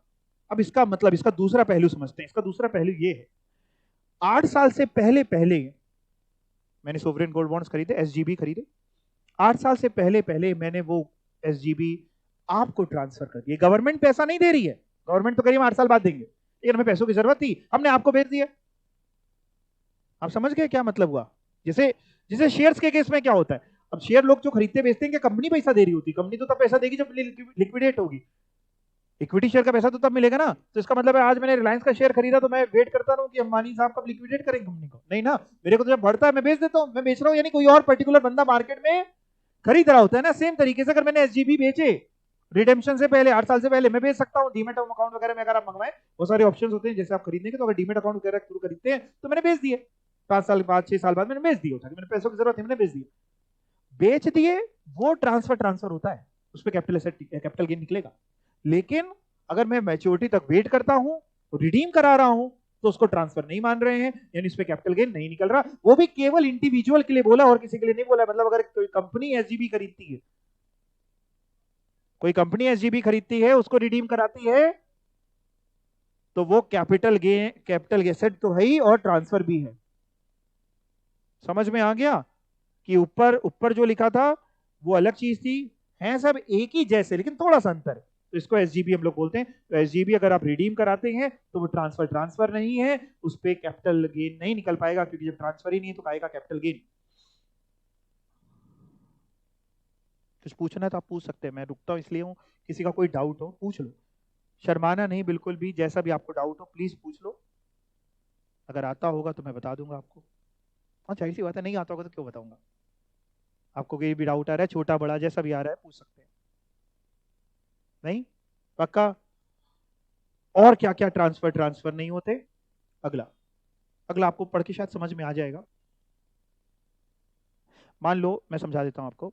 मान लो एक नॉन रेसिडेंट है, मेरी तरफ देखिएगा प्लीज। एक नॉन रेसिडेंट है इंडिया के बाहर, उसने हमारे इंडिया के बॉन्ड्स खरीदे, गवर्नमेंट के बॉन्ड्स खरीदे, जिसकी डिनोमिनेशन किस में होगी? इंडिया के बॉन्ड्स खरीदे तो रुपीज में। और उस नॉन रेसिडेंट ने इंडिया के बाहरी वो बॉन्ड्स किसी और नॉन रेसिडेंट को बेच दिए। यानी एक नॉन रेसिडेंट ने दूसरे नॉन रेसिडेंट को रुपी डिनोमिनेटेड बॉन्ड या कोई और गवर्नमेंट सिक्योरिटी बेच दी। गवर्नमेंट कह रही सर हम परेशान नहीं करेंगे उसको, उसने इन्वेस्ट किया, यही बहुत बड़ी बात है, हम उससे कोई भी कैपिटल गेन नहीं मानेंगे, इसको हम ट्रांसफर को ट्रांसफर नहीं मानेंगे। शर्त क्या है? नॉन रेसिडेंट ने बेचे हो किसको? नॉन रेसिडेंट को, और वो भी कहां? इंडिया के बाहर। पढ़ के देखते हैं क्या चीज बेची हो।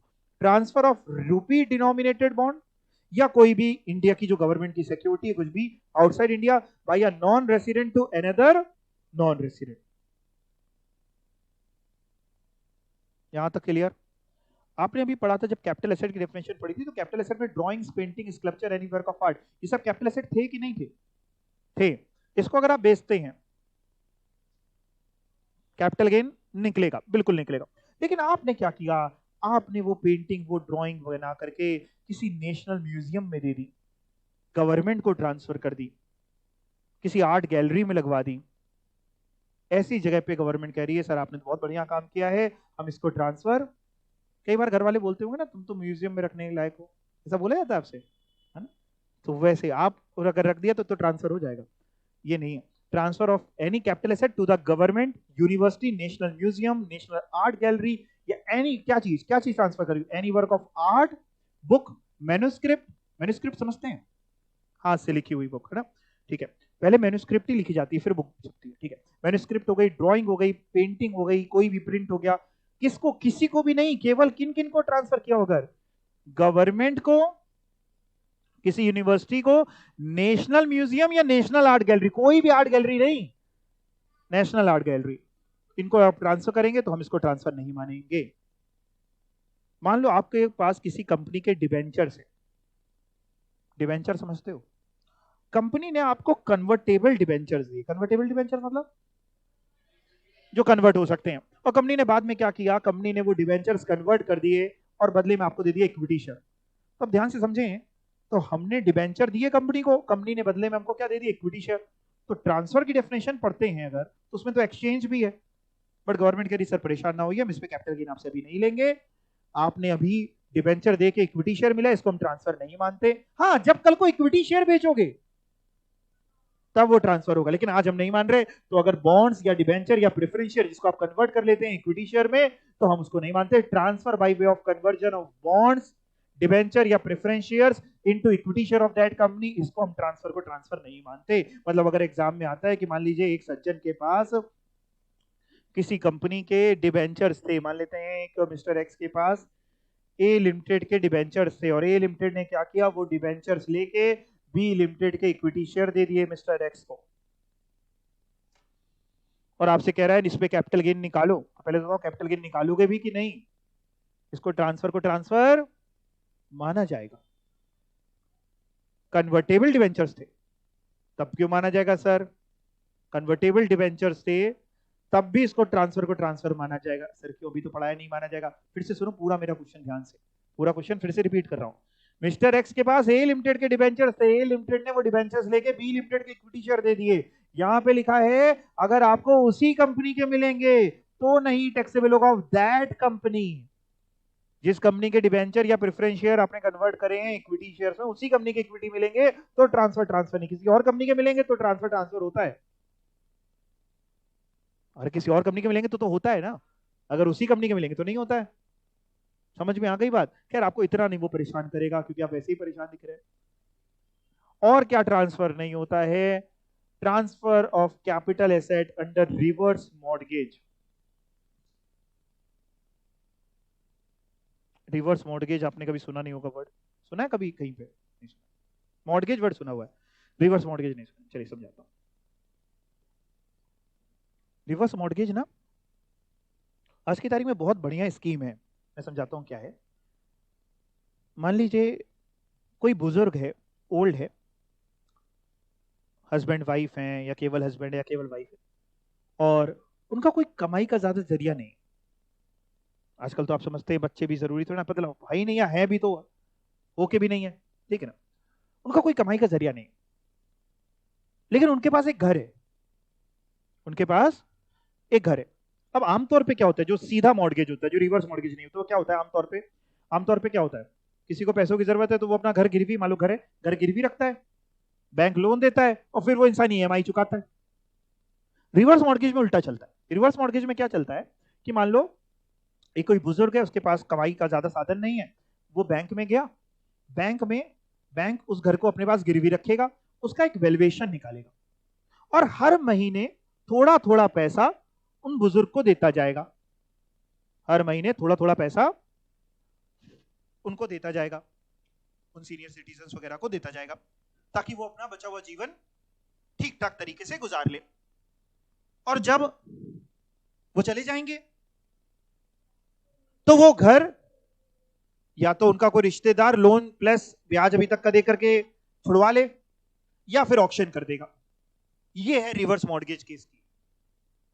हमारे इंडिया में क्या है, देखिए गवर्नमेंट इतने टैक्सेस ले रही है, लेकिन सच्चाई यही है कि सोशल सिक्योरिटी नहीं है। सोशल सिक्योरिटी समझते हैं? सोशल सिक्योरिटी का मतलब होता है कि कोई भूख के मारे, इलाज के मारे, इन सब की नाकामियों के मारे ना मर पाए।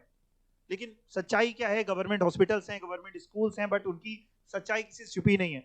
तो गवर्नमेंट इन्हीं चीजों को चलो ठीक है बढ़ावा दे रही, तो आप ही का पैसा है, आप ही का घर है, और आपको निकालेगा भी नहीं, रहते रहते बैंक आपको निकालेगा भी नहीं। आप रहो अपना जितना जीवन है आपका, आप जियो उसमें, उसके बाद मर के चले जाओगे तो बैंक क्या ही कर रहा है, उसको आपसे क्या मतलब है, ठीक है ना। तो वो है रिवर्स मॉर्गेज। तो अगर किसी का रिवर्स मॉर्गेज के तहत जब मर गया, वो ट्रांसफर हो गया, वो घर बैंक के नाम हो गया, तो क्या इसको हम ट्रांसफर को ट्रांसफर माने? आंसर इज नो, हम इस पे कोई भी कैपिटल गेन नहीं लेंगे। समझ गए? रिवर्स मॉर्गेज समझ गए? आपको ये नहीं पूछेगा what do you mean by reverse mortgage. Reverse mortgage के ट्रांसफर को ट्रांसफर नहीं मानते, बस इतना पता होना चाहिए आपको। कुछ एग्जांपल्स हैं मेरे पास, आंसर आप नहीं देखेंगे, मैं ऊपर जरूर कर रहा हूं, लेकिन प्लीज आंसर नहीं पड़ेगा। State giving reason whether capital gain is taxable in the following cases. Case 1, a house property is purchased by a HUF in 1965 for rupees 70,000। HUF ने एक हाउस प्रॉपर्टी खरीदी थी 1965 में, बहुत साल पहले। It is given to one of the family member in previous year 2023-24 में family member को दे दी पार्टीशन के समय।